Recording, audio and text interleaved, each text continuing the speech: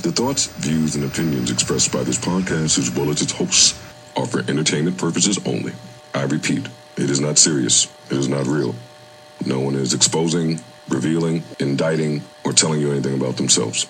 Also, we do not encourage you to try this at home. We are trained professionals who do not have your best interests at heart, or our own. Enjoy the show.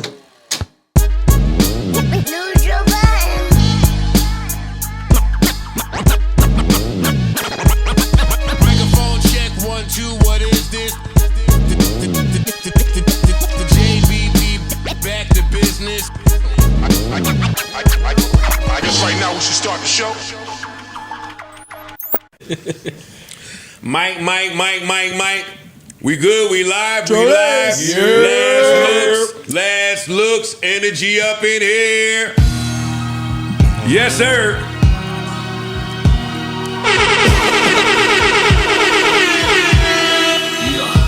Welcome to it. No. Wrong version. No. Shut up, nigga. Hey. We have a very special guest in the building. More interviews for your head tops. More interviews for your head tops. More Atlanta interviews too. It's Atlanta interviews. More Atlanta. Atlanta's been running through here. Yeah. We have a legend, an icon, an innovator in the building. Please make some noise for Jermaine Dupri.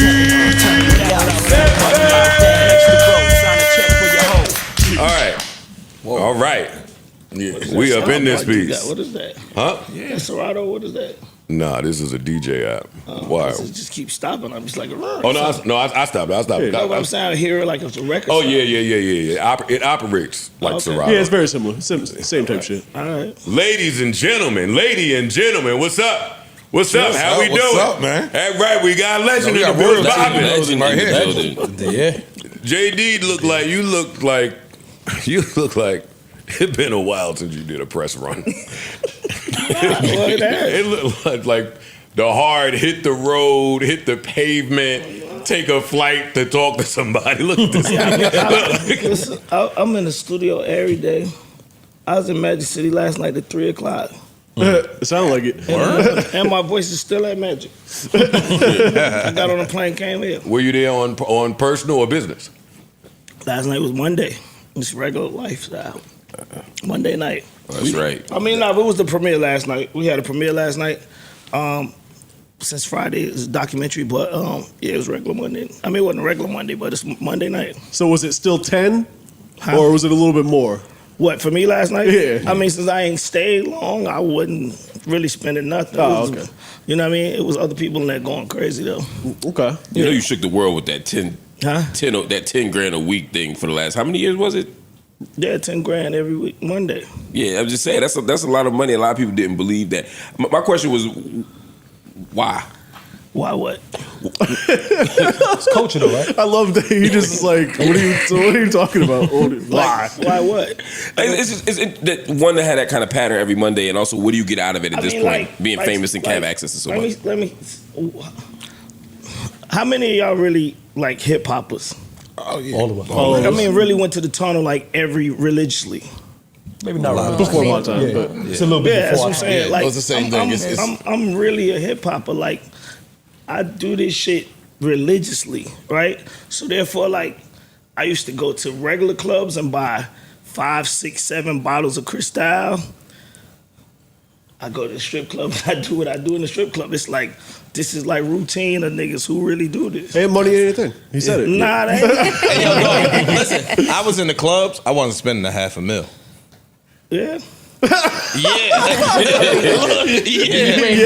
I mean, you gotta think, like, this is like Nah, but Atlanta culture prime is different. time when like this is the thing on every Monday. Yeah. We go to Magic City every Monday. It's one of you gotta be there, joint. You know what I mean? Like, it's a thing. It's a part of hip hop. If you were somebody, it ain't even about like hip hop. This is just it's Atlanta. It's Atlanta. Like, Change, yeah. it's really just Atlanta. It's like if you ain't got shit else to do in Atlanta, and you got an extra 10, you're gonna go to the strip club. This is what. It's just what happens, right? And if you start going, like I said, if you start going normally, like I do, I don't know how, I don't know if you just start looking at it or not and just saying like, okay, maybe the night I spent $4,000. It's still gonna sound crazy to, I guess, a lot of people. Well, You know just what I mean? just to give you context of the room, they don't really strip club. Huh? They not gonna go get. No, We don't money. freak They like don't- that. Niggas strip club. Niggas don't Ask send the that old joint, strip Joe. club nigga I mean, in Joe, here. I seen you in the strip Hey, club a Joe. lot of times. How much money you spend? I'm always in the strip club. That's what I'm saying. How much? But money you wasn't always spending money in the strip club. You wasn't Joe. spending no 10 grand a week for the last 30 years. You saying not at all, but there's a culture. True. Oh, yeah, for sure, There's for just sure. a strip club For sure. culture. He didn't say that 10 like he had a regret. No, he No, didn't. no, that- He that's said it just- like he don't that even was count that. normal. That's regular. Yeah. I That's mean, why you I actually, was- I actually don't. You got people that's talking about it. They the ones that's reminded me of like, oh damn, I spent that much damn. money. You wasn't even thinking about it. You don't actually. You don't go to the strip club saying, This is my 10. I'm gonna spend at let me the see spot. what I'm gonna do tonight. Yeah. Like you don't. It do just that. happened, and you be You like, just be in the Some club. people and you do. I like, feel like some people do. You in Some the people club, you like, give me 5. That's rich people shit. Then the 5 go turn into 2 more. You know what I mean? Then you at 7. It's like Yeah, you got rid of the 5 faster than you would have liked. yeah, that's what I'm now we saying. got to go double it up real quick. It's- My question for you ain't about how much money you spent in the strip club. My question is, how much money did the strip club lead you to spending outside of the strip club? How many rents did you pay? Mortgages did you pay? Cars did you buy? How many Tuition. girls did you hire to be an intern? Come to the studio, lay a hook on this. I want to know about that. Yeah, I don't even think I ever indulged in that part of it. Yeah, I don't think they was in videos and stuff like that, but I don't think, I You don't, ain't have to. Huh? You ain't have to. What, in the videos? You being who you are, you didn't have to do that. Yeah, I mean, well, nah, you still gotta, if you start paying, they get used to you paying. True. So whatever you do, you gotta pay. gonna You keep know it what I mean? tab. That's Yeah, just yeah. who you become, that True, true, person. But I never really, outside of that, like I said, I need this space as a place that I go to like clip. Like I always just stand out Release there in steam. this air. Yeah. That's how it is to me. I go to Magic City to clear my mind, stop thinking about the studio, stop thinking about all the other business that I got to do, watch, listen, whatever, and then go back. So it's I don't need them in my space that like that. Did you ever test records? That's just there? about to ask you. Did you ever? Yeah, always. Every time I make a record, I'm in there testing. Is there a record that you went there that comes to mind that you was totally unsure about until you got there? No, it's a record that I didn't think I would ever hear in the strip club, which was the Money Long Made For Me record. I thought the first time I heard that song in the strip club, they was playing it just because I frequent the strip club. But I seen the dancers really in there singing the song, and I was like, oh, this shit really is a That's hit. crazy. Yeah. Like, I ain't make this song for y'all to be naked and be in there. Like I ain't do that. Should that record have had more legs than it did? Like, because we saw the impact it had organically. I've seen it play in the strip clubs up here. And I think that was around the time that the whole universal TikTok thing was going on. She spoke out about it. That actually she came here and spoke out about it. She did. So do you feel like that record should have lasted longer than it did? Nah. Got it. I mean, it was a hit record, and it was a traditional R&B song in the middle of TikTok and all this other shit that we think don't people, and with everybody on the internet saying R&B is dead, and we came out with a traditional R&B song. I didn't even talk on the record. It's like the most R&B record you could possibly make, and it broke through all the noise, and it still went #1. So, Shout out to her. We love her. Friend of the show. She was fine. I had a Magic City question. So last year, I was for the first time I went to Magic City on a Monday, and it was an experience. I want to ask: is it still? Because you said you was there last night. Is it still the same culture? Like, Are you looking for did that I girl get the again? right experience? He looking for that girl. Looking for that girl again. I ain't look. Have mom with me. what do you mean? What part of it? No, because you. I know you. How can I say it?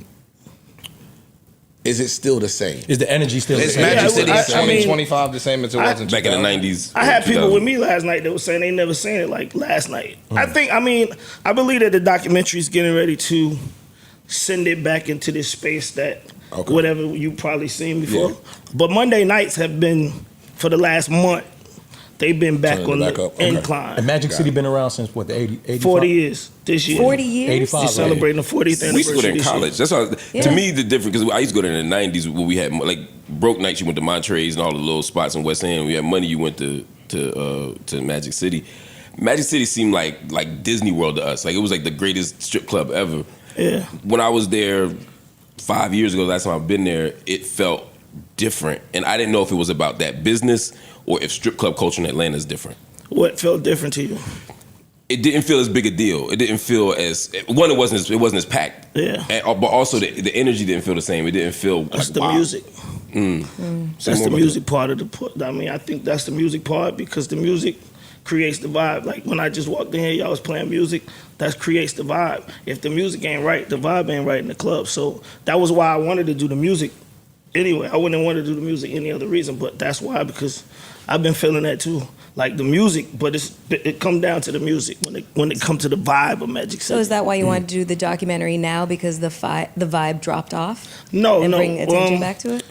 Well, the documentary just happened organically because I showed it at South by Southwest when I was showing Freaknik.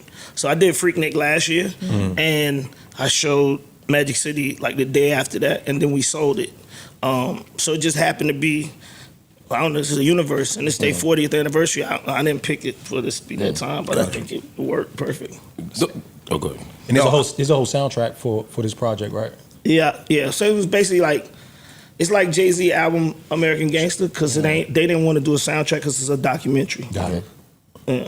So it's music inspired by. Yeah, it's music inspired by Magic City. Okay. How does having a hit like Money Long today feel like having hits? You've got 30 years of hits. How does it feel different today versus? I'm not sure. I think Chris, they telling you to stop.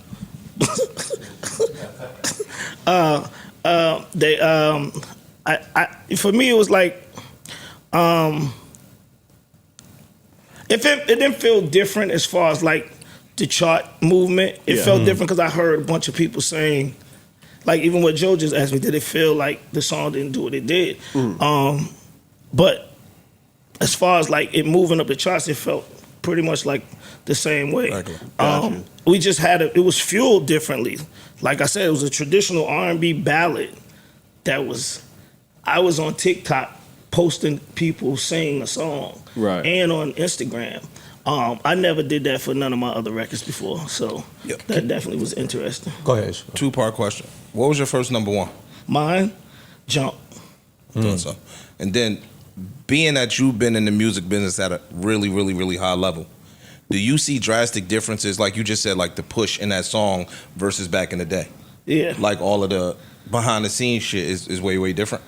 Yeah, everything is different. I mean, everything is completely different now. It's like, I mean, I don't even know that the music business wants to be a music business no more, because it's like, I used to walk in music, like, offices, and the music be so loud when you get off the elevator that you know you at a record company. Now, Yeah, tech spot. they got Think you at offices Goldman and Sachs. buildings where they can't even play the Headphones music. on. Yeah. You know what I mean? That's Like, crazy. why would you pick an office where you can't play the music if it's a record company?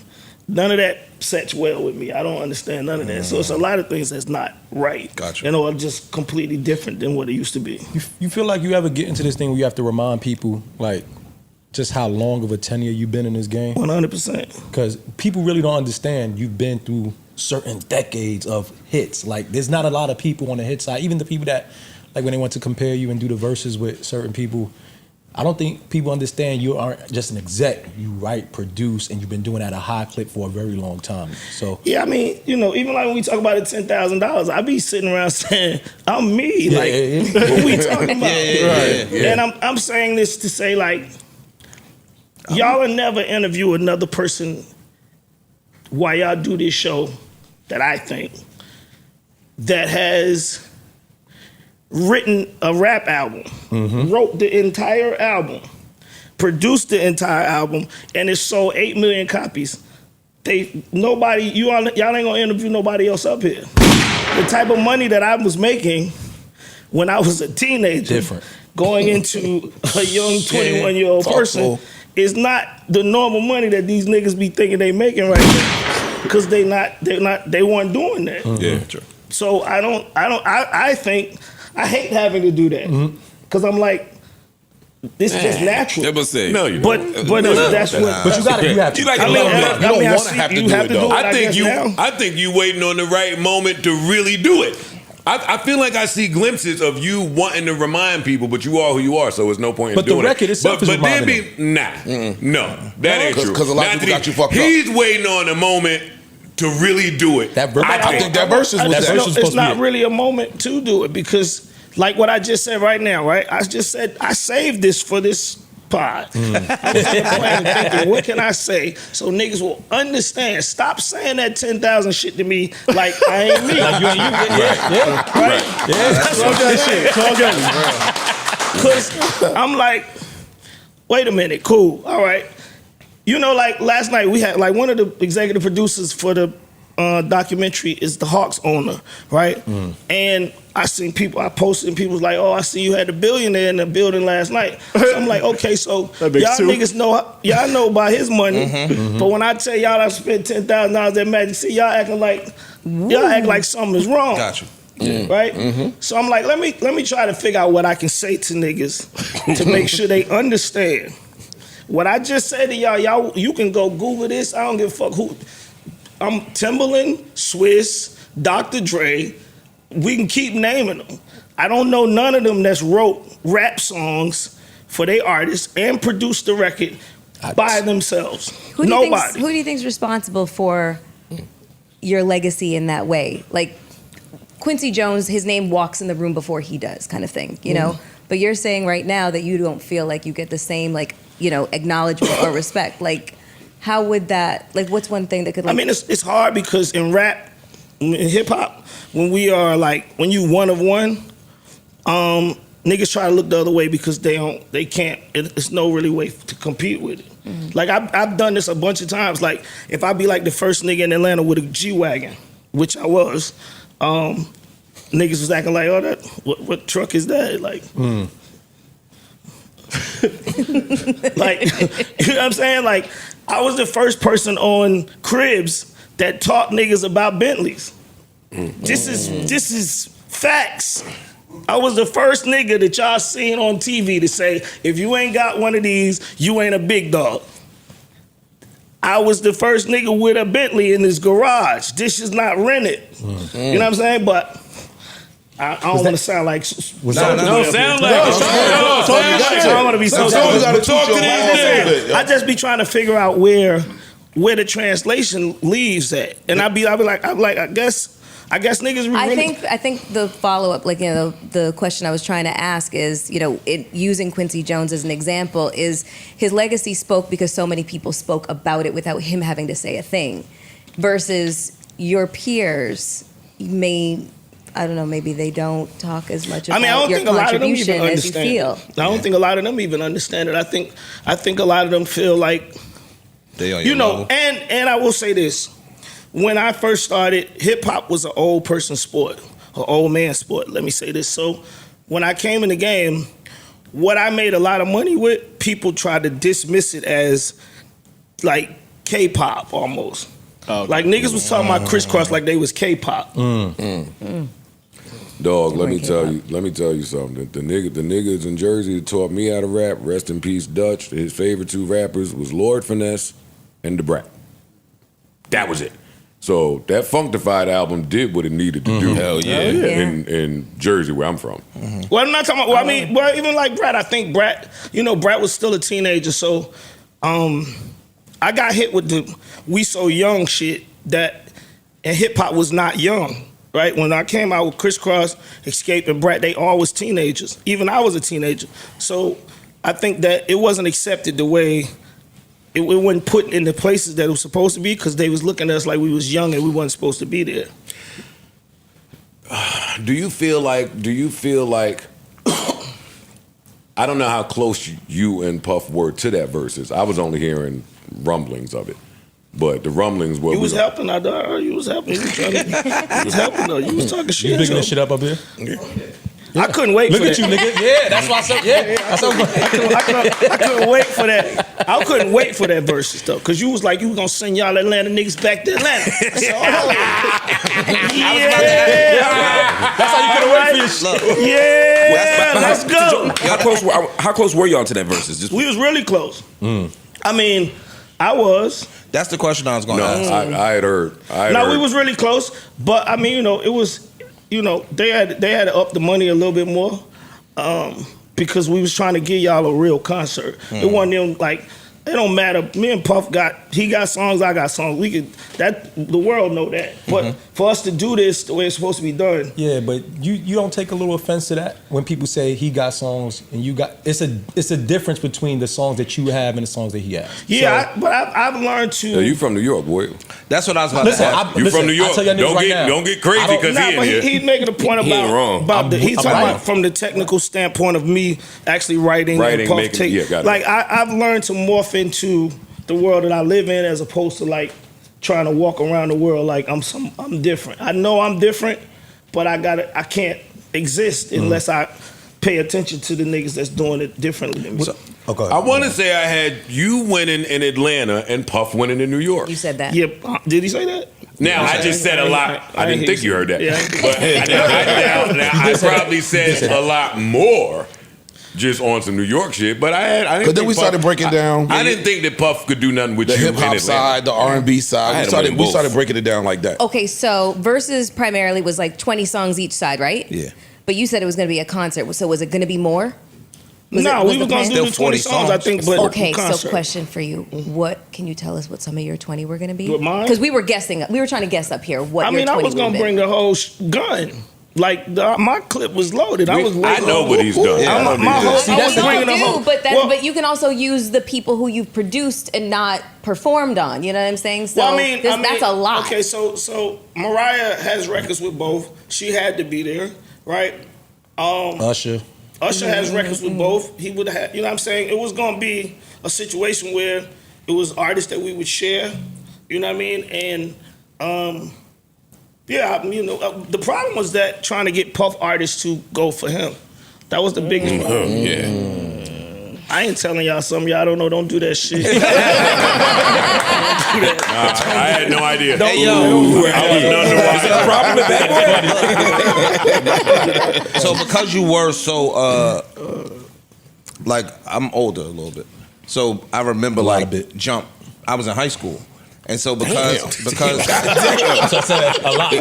Was a little bit. you might have been in high school too. Nope, elementary. Anyway, because New York back then was so centralized as the mecca of hip hop, and because you was running the South like that, you think that's why you don't really get your just due as much as you should? Nah, I'm saying it's a young thing, right? Like it's crazy to me. Like I tried to sign 2 Chainz. It was my brother 2 Chainz, right? And me and Hov, we tried to sign 2 Chainz before 2 Chainz did his deal with Def Jam. And I remember on the phone, like it was yesterday, he said to me, he was like, JD, it's a young man game.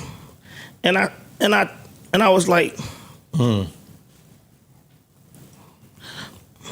don't really know how to accept it. It's like, I'm the young man who made it possible for niggas to even say young man game. Yeah. Right. You can't say that. You know what I'm saying? And that's the part that I really hate that people don't pay attention to.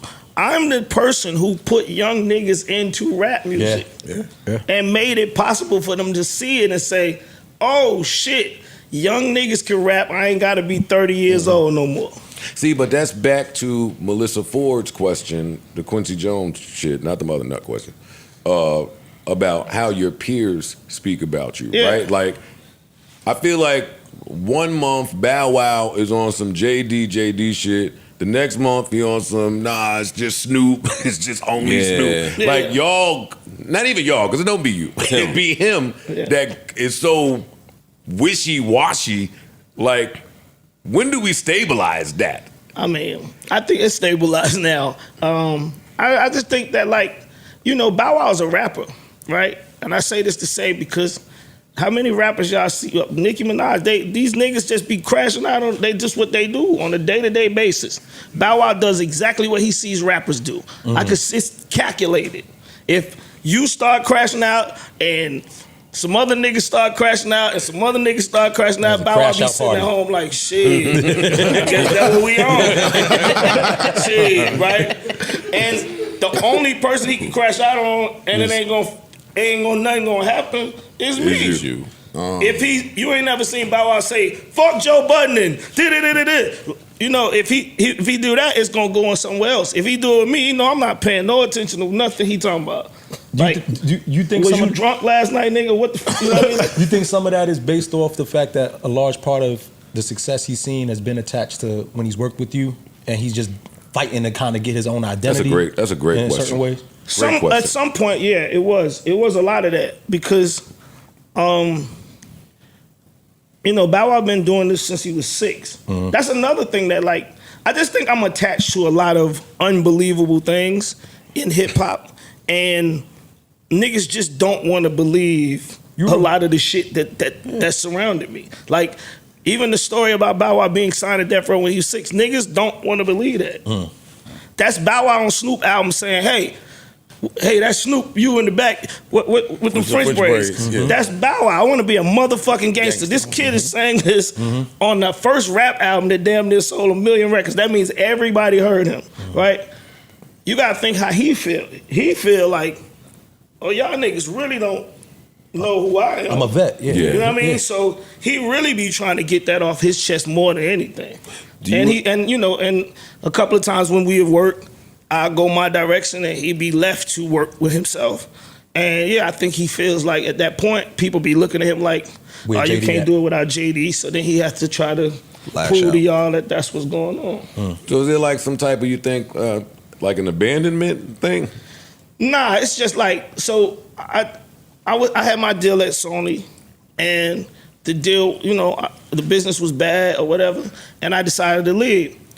When I decided to leave, I didn't fight for the artist. I just left because I didn't want to have nothing to do with the building no more, and I didn't want to deal with taking Jagged Edge and Bow Wow and everybody and be like caught up in this whole legal situation. I wanted to go so I could keep making records. When I left Bow, he didn't understand it, right?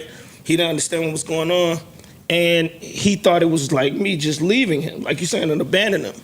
And I tried to explain it to him, but he was really younger at that time, and he didn't understand the business aspect of what was happening. He was hurt. And he took it I personal. understand. I'm just making music with my big Yeah, brother. yeah. And now he You leaves. He thought I'd left him. You got to pop up at the Millennium Tour. I did. Yeah. You did? Yeah. All right. I don't know. I'm just talking shit.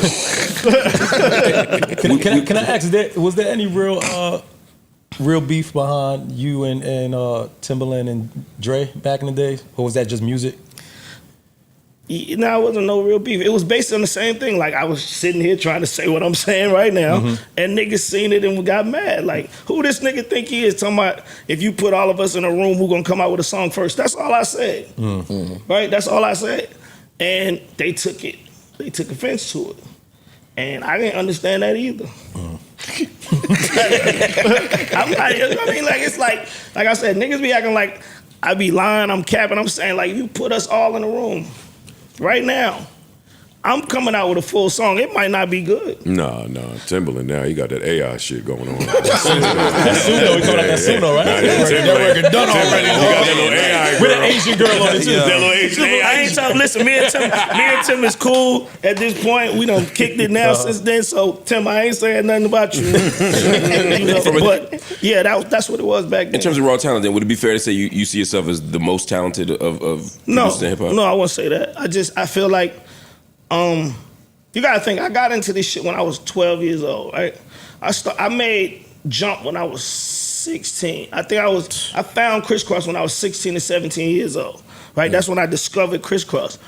I'm not even in the music business. I don't even live in New York. I live in Atlanta. Right? So that means I don't know nobody. I don't know engineers. I don't know nobody that's in the music industry. Right? All I know is what I want to do and what I want to be. So I was forced to do everything myself. You had to teach yourself the drum machines and all that shit. I'm in there I'm just trying to make it. I don't know nothing, right? And I don't know that I'm doing something that other people don't do. I'm just doing what I believe this the only way it's gonna happen, right? as a result, I ended up doing something that everybody else don't do. And other people have these outlets. Y'all got that city right there was hip hop. Mm-hmm. Atlanta, we had a rap show in Atlanta that came on Friday night and stayed on for an hour. That's the only hip hop we are in Atlanta. Yeah. When you think about all you do to make a record, like you said, every step of the way you do, and you can come out of a room fast with a song, faster than most with a song. Does that ever make you resent? Do you ever develop resentment toward the artist? Like, do you ever feel like they don't appreciate all that you've done for them? Nah. Like I said, I only say this when I'm talking about this publicly. When I'm in the studio, I don't even think about it. I know what my role is, and I allow you to do what you do. And if you feel like you need a little help, then I'll help you out. But if not, we're gonna make a record. This is what it's gonna be. I was uncomfortable when you were on. I want to say that was Tank's part. I didn't like what you said about Escape. What I said? You said that you had to figure out how to market them as ugly bitches, because the Biggie song, R&B bitches came out. I said I had to figure out how to market them as ugly bitches. I didn't say whatever that. you said. I was like, that's what you heard. But I did have to listen. Let me say this: as not cute girls. I did have to deal with the Biggie saying that was like the internet now, back then, right? The newest rapper in the world that everybody is saying is going to be the biggest rapper in the world. This your group. This is my first artist. This is my first group on my label, and you choose my group to say I'd rather fuck RuPaul than fuck them ugly ass Escape bitches. That shit was like an earthquake in my house.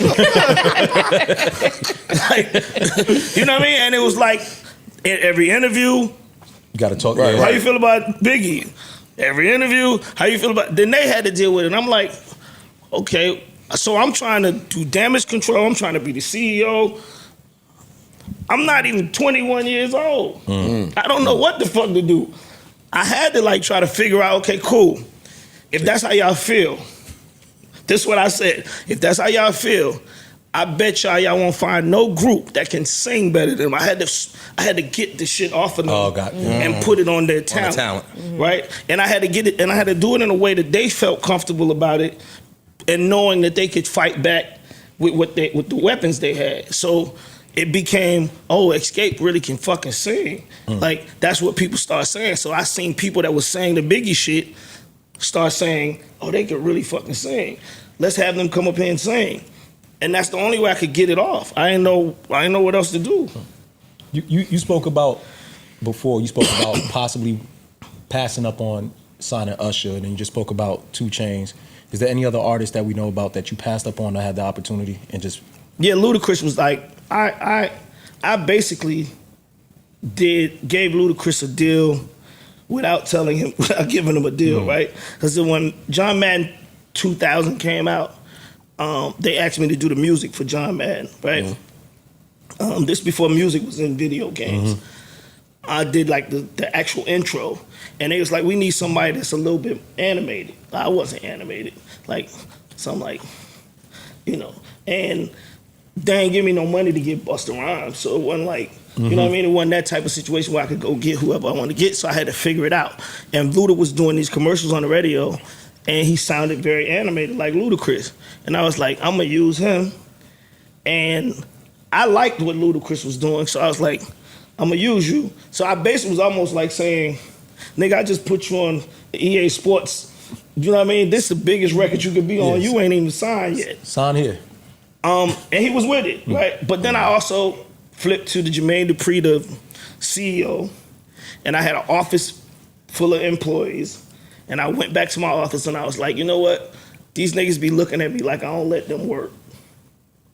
I'm gonna let y'all work today. Let's have an A&R meet. We had an A&R meeting. I said, I'm trying to sign Ludacris. And them niggas was like, no. And I was like, all right. And I listened to them. And they fucked my signing. But walk me through a label telling you no at this point. At this point, you proven that got all. Nah, but all like I said, you gotta think. Like I said, I was like Bow Wow. I am young. I'm learning the music business and I'm watching other people. I'm hearing niggas say we got A&R meetings. I'm like, shit, I don't know A&R meetings that so deaf. I tell y'all niggas what we gonna do, right? But then I'm looking around, I'm like, I wonder if these niggas feel like I just do all the work and they don't get to do nothing. Maybe I should let's see, right? So I start saying, you know, I had Lil Jon. You gotta think I had real niggas in there, talent. Lil Jon's head of A&R. I had Scooter Braun. I had niggas that was working in my company that. Yeah, what was their logic behind not signing Luda? What was the logic? They said that I was gonna get trapped into the gimmicky animation rap. And it wasn't. They didn't see it going anywhere outside of being animated. Oh, damn. What? Whoops. Yep. Yeah. Big whoops. Yeah, because outside of the animation, that nigga got a nice pen. Yeah. An amazing pen. Yeah, but you ain't see that in the beginning. then. Gotcha, I gotcha. did. I thought that. But like I said, the rest of the people in the office, they wasn't going. How long you plan on keeping the Division project from us? That's what I was doing over there. I was talking to Daniel, trying to make sure they got the cover. I'm dropping 2 songs August 22nd. Okay. I'm a big Division fan. Yeah. Huge. Big Division fan. Yeah. Those my guys. I can't. Yeah, can't trying wait to get it hear right. Make sure that they don't get overlooked. Yeah. How much pressure is there for you to because that's on them, but to maintain or not take away from the sound that they've curated for themselves? Well, this time, because I know you ain't like the last album. No, that's not. Whoa. You said That's not true. You ain't like the song. You ain't like the song. That song and that bullshit marketing plan that somebody came up with wasn't it. And I hated because that. Daniel is my friend, But I listen, told him. And now that time has passed, we was right. No, but listen, that song actually made them bigger than they've ever been, right? I didn't do it for that purpose, right? I think that I wasn't writing that song for. And by the way, I take full responsibility for the hook of that song. I was in there singing that song when Daniel and them came in the studio. I was just fucking around making this. I do this all the time. I was in there singing. If I get caught cheating, I'm singing myself. And they walk in the studio like, we want that. And I'm like, you sure? Like, I said this to them. And it just felt like, me and Brian was in that scene. We was having a good time, right? It felt like a fun thing. Without actually having a conversation with me about or giving me more information about their full fan base. Their full fan base is damn near 80% women, right? So to make a record that feels like you a little anti, or you want to be one of these hot boys in the streets. Counterproductive. His fans So counterproductive. is that the metric that you're using to say that made them bigger because they gained a bigger male audience after that? I just think that the subject matter and the controversy behind the song and the hook itself opened conversation, right? Division, we never seen Division doing press. At least I'd never seen them. No, they we never didn't. had the press. They never had anything that made people want to see. Like, niggas don't even think it's 2 people. They think Yeah. Division is Yeah, Daniel. Yeah, that's true. Like, niggas in Atlanta be like, hey, Division. I know. I'm like, that's not Division. What are y'all talking about? Let me ask you something before we leave that record. Do you believe that? What? Hook, the chorus. Huh? Do I believe what? The chorus that you were singing. Yeah, I totally do. And I think the only reason why the song didn't work is because I said, that don't mean I love you. If I'd have took the word love out, women wouldn't have been mad. Yeah. Yeah. The word love and cheat don't go together in music. Yeah. Right? And if I would have been really paying, like I said, I wasn't paying attention to Their I audience. wasn't paying Demo. attention to their audience. Right. I was paying attention to me having fun, right? But if I'd have been paying attention to their audience, I would have realized I don't think love is gonna hit the women the way it need to be. Because women don't understand how you can love them and cheat on them. Is that true? Speak for women, no? All of them. She answered. Yeah. That's the answer. Yeah, that's her answer. You see that? That's the answer. what I'm saying. That's the No, answer in right some there. circumstances, yes, you can understand that. It still sucks. And I fucking hated it. Oh, you're saying you can You understand? hated that song? I hated it Why? so fucking much. Why? Because it wasn't Division's typical sound. Oh, okay, all right. You know, I'll take that. It's September 5th. Oh my God, still to this day. Classic. So it just wasn't their typical sound, and it was really overly provocative. I was like, oh, so you're trying to piss us off, you know? Oh, see, that's what I'm saying. And we're like the legions of fans that like we're just like, you know, we love you, and we're like, wait, what the fuck is this? Yeah. So yeah, I take responsibility. It's all right. Can you speak to me about the greatness of B. Cox? Yeah. Which parts would you want to know? I mean, anything you have to say. I mean, he's a classical musical trained From the church. young boy. Yeah. Right? So, you know, if you go to school for music and you go for classical music and you get around a nigga who's a rap nigga and all he want to do is rap, and you know what I'm saying? And he's from Houston and he grew up in the, you know what I mean? He got so many different things that you can pull from and so many different understandings. Like when I go in the studio with people, it's important for them to have a very big cloth of like memory or whatever it is, so that if I say something, I say, yo, we should take a sound from, say for instance, the record y'all was playing when I walked in. If I say that, I need people in the room to know what I'm talking about, right? Mm-hmm. And Brian is damn near encyclopedia when it comes to that space. You know what I mean? We talk about music and it's like this. And the more he's feeding me, the more it's like, oh, and it's all bums over bad dag at that point. It's hard to not come up with something amazing when you got somebody that's that musical around you. How important is it for you to be in the studio with people that you produce for? Mandatory, I'm sure, right? For you to be in the studio for people you're producing for. How important is it for you to be there? Or shoot the Magic City, lead them niggas in there with the engineer. I mean, it's very important because, like I said, I'm musical. Right. I grew up around so much music that I know shit that I don't even supposed to know I know, right? And I don't even know how I know it, right? And I be just like, I'll hear shit and I'm like, yo, this sounds like, as soon as I say what it sounds like, Brian knows the song that I'm talking about, right? And I'm like, they took these chords and we like start breaking down niggas' records because we hear the layers of other people's music inside the music, right? It's way important for me. I can't be in the studio with people that don't have that now anyway, because I've been doing it with him for like, the last 25 years. I'm spoiled. Where do you think you've impacted music the most? Because you've done a lot on rap side and you've done a lot of R&B. What do you think you've impacted on the most? I think keeping R&B music alive, you know? I think that Teddy Riley's my idol, right? And I don't think niggas respect Teddy Riley the way they supposed to in music. They don't. Like, they don't. He did this shit. He did it at the highest level, at the youngest person doing it. Yeah. He did it he did it, right? And it don't seem like nobody understand that he did it, right? It's crazy because I was trying to do like this dinner for men, the way they be doing all these women dinners. I was trying to do a dinner like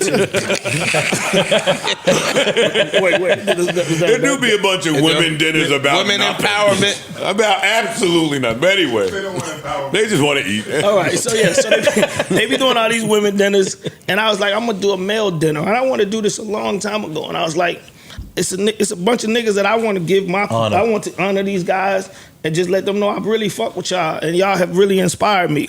And I had it working. I was gonna do it at Quincy Jones' house in his backyard. I had sponsors and everything, right? And they was like, "Who you gonna honor?" And I was like, "Teddy Riley," and they was like, "Who?" Oh wow! And that shit fucked me up. Wow, that's crazy. And I was like, nah, like, and I wasn't talking directly to the sponsors, right? But I had people who were talking to me about sponsorship, and they came back to me and they was like, Jermaine, we're not gonna get the money if you keep talking about you want Teddy Riley.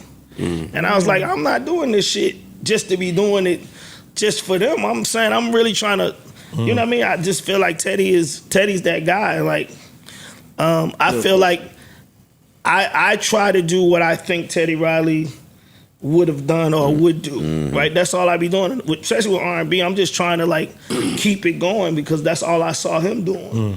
That's who I got R&B music from the most, Teddy. I saw a clip of Jagged Edge, who was signed to you, and they were talking about how during their Jagged Edge versus Drew Hill days, how you gave Drew Hill Cisco. the the remix. Drew In my Hill. bad. No, In My Bad remix. The In My Bed remix. Per their story, while they were searching for something. So when they stepped to you angry about it, that's how the Let's Get Married remix came up. But when I heard that story, I'd love to know the thinking from you behind helping a group that's signed to me's op. I don't even think we was using that word back then. Of course not. Of course not. Like, but I don't. You didn't know that Drew Hill and Jagged Edge was a thing. Yeah, but I don't care about. I don't subscribe to nothing when I'm going in the studio. If you call me and tell me we going in the studio, we going in the studio. Whatever I come out with, the world got to deal with it. That's just how it go, right? And they called me. First of all, Drew Hill record was already number one when they called me. Sleeping in My Bed was already number one, the slow the original, version, yeah. right? Haim Hicks called me and was like, Jermaine, we need a remix. We want to turn the tempo up. So I'm like, all right, cool. I'm not thinking I'm getting ready to turn their life around. I'm thinking like, I'm just gonna give these guys a remix of a song that y'all done heard already. Nah. That's what I thought. That's unacceptable. That is totally unacceptable. Remix is better than the original. You can't come back to the studio to Jagged Edge. But Jagged Edge, by the way, Jagged Edge was number one too. They was having number one records too. It wasn't like they stopped Jagged Edge from popping. Jagged Edge was having number one records as well. Jagged Edge came back with Let's Get Married. By the way, He Can't Love You was a number one R&B record. Then we came right back with Let's Get Married, which was a number one record, the ballad. They just was paying attention to the Drew Hill shit and felt like I shouldn't have gave the Drew Hill record to them. I should have gave it to them. I wasn't never thinking about it. It wasn't even in my mind. I always been the guy that's just trying to, like I said, if you listen to what I'm saying, Teddy Riley's my idol. That nigga made so many records. Every week I seen Teddy Riley working with somebody, Jan Child, Keith Sweat, Bobby Brown. This nigga was going, right? That's all I've been trying to do. I love a obscure Jane Child reference. I'm just saying. Absolutely. Yeah. That's all I've been trying to do is just go like that. Like, I want to be like the non-stop guy that just continues to keep feeding people with music. So if that's my mindset, I'm not even thinking about competition. Do you feel like any guy that's great at writing R&B records can't avoid dirty macking and has to be a dirty macker? Because He Can't Love You, Jagged Edge is in the Dirty Mac Hall of Fame. Yeah, I ain't write that song. Oh, okay. Okay, yeah. Clap it up. All right. Yeah, I ain't write that song. I'm sure he wrote something with a little dirty back to it. I ain't write that song. I wrote Let's Get Married. There we go. Got it. Yeah. That's a question I got saved for Babyface whenever he come over here. Oh no, he got the key. Because He got the just key to is that. Dirty Mac king. I didn't have nothing to do with that one. The Let's Get Married hook was like, I was dealing with a relationship, and that's the girl told me, like, you ain't getting no younger. We might as well do it. And I'm like, That's one of the worst proposals ever, though, to say to somebody. And I'm like, all right, well, and I just sat on it for a minute. And I'm like, Brian, girls really want to get married. Like, they really want to get married. Like, that's what they want to do.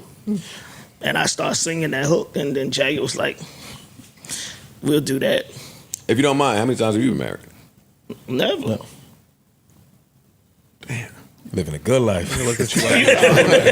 Never. My memory was fuzzy on whether him and Janet, I didn't remember none of that. Nah, we wasn't married. Can I ask? Wait, slow down. Go ahead. He's trying to keep Hold up. Slow down. Go ahead. Slow down now. Let me slow walk the dog here. Well, what are your views on it and thoughts on it today, especially as on marriage? A nigga in your bracket, yeah. I feel like you have to be ready.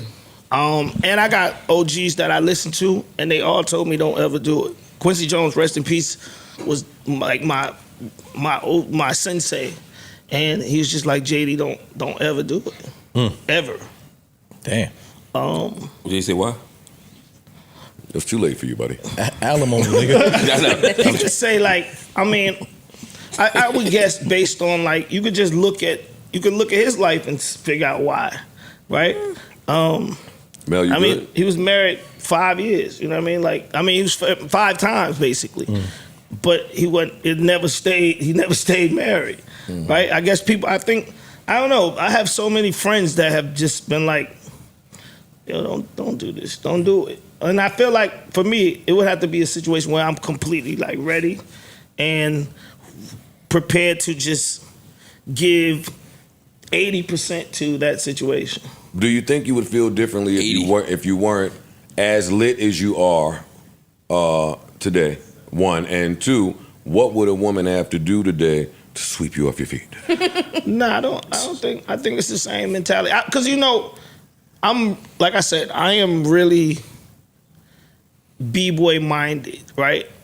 So I'm D-boy minded too. That's fuck bitches get money. What that mean? I think that might be a pause for the niggas that don't understand what's going on. Now we good. No, we get it. We get it. Okay. We're But mature. But it was a good pause. I was pausing just my in head. case. I respect the guest. But when I say D-boy minded, I feel like, I don't feel like you buy the Lamborghini for your wife. You buy the Lamborghini to go down the block so niggas can see you and the new women can see you. And it's like, if you have aspirations for D-boy lifestyle, I don't know how marriage works. Because I'm saying, I remember one day I was in like, You're right. one of them places where they got the boats and shit. Like, I don't know where we was at. But Monte Carlo. St. Saint Tropez. nah, Tropez. it was I don't even St. remember. Bart's. But it wasn't San It looked the Tropez. same It after a wasn't San We Tropez. got it, Mel. That's a bitch. traveling We got it. nigga. All right. It was one of these places, and I thought I was doing something. I had rented like a 140-foot yacht, whatever, and I had girls on the boat. They was topless. The music was popping. This is the place where they put the boats beside each other and all this. And That's a 300-foot big shit. I'm saying, right? So the waves start moving crazy. Both start rocking. My boat start moving, and I'm like, "What the fuck is going on?" And it's this big ass boat that's coming, right, like a 250, something crazy, Some wild shit. some super dumb shit. 80-year-old. And the nigga that was on the boat was Marty Bandier. He was the CEO of EMI Publishing, which became Sony Publishing now. And I'm signed to Sony Publishing. He pulled his boat right beside my boat. And Thank you. Play imaginary he players. saw us he saw us partying, he saw the girls, he did all this. He jumped off his boat and came to my boat and said, JD, don't ever be the nigga that owned that boat over there. And I was like, Wait. and it ain't hit me till afterwards. I'm like, I looked at his boat and it was big, but it was quiet as fuck. It wasn't nobody dancing, wasn't no women on that motherfucker. It was just him and his family, and he wanted to be on my boat. See, that's why the documentaries I watch, that white guy throws his family off the yacht. The whole family. the dog tornado, right? Yeah, that's hard. Yeah, I mean, and by the way, that's what I'm saying. That's another time when I was young, and somebody told me, Don't do it. JD, You don't want this life. Was there ever a time or a relationship or a situation where you thought you were ready for that? Where you thought you did want that? yeah, me and Janet, I thought we was close to that. Like, I proposed to her. And what happened? That's why I think people think we was married. Yeah. But I, at the same time, him off his feet. it was like my first time entering life with a hot relationship. Public eye. You don't understand A public relationship. Like, dealing with that is a different type of Pressure. it's a different type of emotion, right? Because I didn't know that girls like you more when you got a girlfriend. Especially somebody in that Like, girls really was like stratosphere. trying to get at me, and I'm like, where's this shit coming from? Like, Somebody you knew for your whole life, damn near. nah, it wasn't like that. It was just like girls, like, and some Different level like of the attention. older I've gotten, women told me that women like to see men take care of women, right? So if you take care of your mother, the way you take care of your daughters, all of that, women actually pay attention to these things. Like That's a fact. the way you actually treat these people, girls watch you or women watch you and they see this. I could be wrong, but this is what I've been told. Right? During that period of time, I didn't know that. Right? But that's the outside. What about the inside? Like, something in your brain said, I want to propose. I think I'm ready now. What was it about her or that relationship that made you feel like you was ready? Because she just knew, she knew life. You know what I mean? Like, you got 7 brothers. What could I tell you that you ain't heard? You can't get away with shit. She done heard every lie, every trick, every whatever's going on. She was telling me shit like, and they been rich since they was kids. No, you know I heard that, right? Different You know what I mean? So it's like JD different than Jermaine. What? Having Tito and them. The other Jermaine. What he say? He said your game I different than Tito. JD would have had some different game than Tito. He Oh run something by. I mean, it's still 7 though. You can't. I be telling people. I be saying this all the time. If I had 7 brothers, we'll fuck Atlanta up. Atlanta would be destroyed. Like they had to get a whole new city. Like for real. I mean, like the first time I met the Jacksons, I think Jackie told me we was the first niggas in LA with Ferraris. Do you understand what that sound like? It's a fact though. Like you telling a nigga who like just told y'all I'm a D-boy mentality. You understand what LA looks like right now? Yeah. It's Ferraris and shit on every block. Like Civics, Everywhere. like Hondas. To imagine that you're the only Them and Magic Johnson. 6 the first Hollywood black niggas riding around like this in that city, you hot as fish grease. Like, it's no way ain't nobody ain't going to your house. Everybody going to your house. Somebody in that car. Somebody in the other car back there. Yep. One of them is going to the house. You ever try to spin the block? Huh? You ever try to spin the block? Nah. Why? Why? Yeah. Come on, JD. I'm so focused on what I'm trying to do. That's true. That's not a real answer. I promise get the you. fuck out of here. Yeah, Get the fuck out of here. We're not giving you that. I promise you. I promise you. JD. I'm saying for real because I also feel like I got a clock. Like I'm 2 years old. I feel like. See, I don't understand. That's what I'm saying. It's a lot of things that be going through my head. Like Quincy Jones made Thriller when he was 50, so I feel like I'm late. I feel like I'm behind the 8 ball. I feel like it's time for me to like either I'm gonna do it or I ain't gonna do it. And I ain't got time for nothing else to get in the way till I do it. So What does that look creative- like for you though? Like, cause you said, yo, I got so many things that I want to do. Yeah. My nigga, it ain't that much.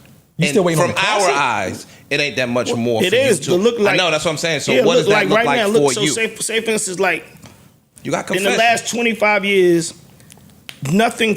nobody from Atlanta has put out any content since ATL, right? Okay. The movie, ATL, that's it. I'm talking about TV content, movie content, anything. That's why I'm so like passionate about trying to make sure that this documentary works. Because from that perspective, we got all these people out here, but ain't nobody doing nothing, right? For where I come from, hip hop was feeding content, right? So when I sit back and I look at myself, I'm like, damn, JD, you can't make Boys in the Hood, you can't make breaking, you can't do like Jesus, it's a man. lot of shit out Boys in here. the Hood, Breaking, Thriller. I mean, your Pinterest board is crazy. But I mean, Yeah, but that's all I know. So- That's what I'm saying. This is what I was brought up on, and I'm trying to figure out when did it stop. Like to me, that's what's wrong with hip hop. Hip hop to me has stopped feeding and being creative. When I was growing up, Beat Street came out without me even asking. I'm like, damn, okay. Breaking came out right after that, and I'm like, damn, these niggas bow bow. Then all of a sudden, Crush nothing. and all that other shit. right now we ain't had shit from where I come from since the ATL. Ain't nobody, like nothing. Tyler Perry, that's not hip hop. You know what I'm saying? So I'm just saying. Gambino joint ain't really the representation of. Yeah, I'm just saying from a hip hop standpoint, and I feel like when I look at it, it's a lot of niggas that's more comfortable. They done got paid. They sitting in their houses. They cool. I don't feel like that. So do you feel like you've already created your magnum opus, or you haven't done it yet? No, I haven't done it. No, I don't know what that would be. So you It's don't- people that say Confessions and Emancipation of Mimi, but I did them records without even thinking. Like we weren't thinking like that when them records came out. I think they just happened to go that space. But I really want to make Thriller. And when you do, will you be Quincy or will you be Michael? Like, I mean, because you have the ability to be behind the mic yourself and do these things yourself. Do you need another artist, or do you ever think about Quincy? Yeah. And do you have a list of artists? Because Thriller, it wasn't only Mike. It's Mike. Do you have a list of artists who you think are capable of delivering that caliber? No, not at all. I mean, that's what I'm saying. I feel like I got a lot of work. And if you had Thriller right this second today, how is it worked? Right? How does it break ground? How does it break through? How does it penetrate today? And is an album, right? Regardless of the quality of the album, is it able to be looked at in the same magnitude as Thriller because of the mysticism of Michael Jackson, because it was physical album sales, because of all of that other stuff? Would the label allow that? Well, I'm the label, so I don't know. I would allow it. I think that the artists today, right, and the way the music industry is trying to make people, they're taking away the confidence level, right? I was saying this the other day. I was like watching everybody do the Chris Brown dance on TikTok, and this artist and that trying to be artists that's doing this, and I'm like, you never. Oh my God! So you never seen Prince do this? Yo, I saw, and that's my man, that's the Jacob mysticism. Lattimore. Jacob Lattimore, you are my man, but I can't watch that. I can't watch that. It's like Kobe and them saying, "No, you don't come to play wearing my sneakers." If you an active artist, Jacob Lattimore, you my man.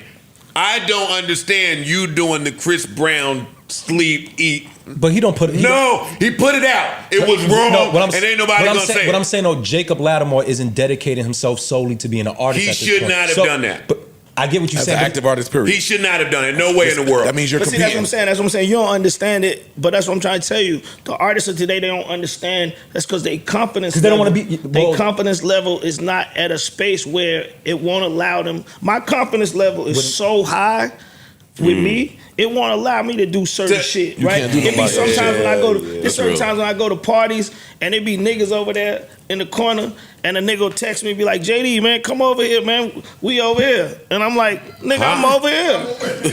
Like, shit, you know what I mean? But I ain't got no beef. I just Is that I know my shit right here too. Like Is that confidence, or is it just like a level of personal goals that you set for yourself? Because even like now, like nah, if you it's a confidence, not to cut you off, it's a confidence to be yourself, right? And I just don't think artists understand that no more. Like you, right now, if you're an artist and I see you trying to be Chris Brown, I don't even know how to approach you at that point, because like, who are you? And who you are, we ain't seen enough work with you delivering that message. Yeah.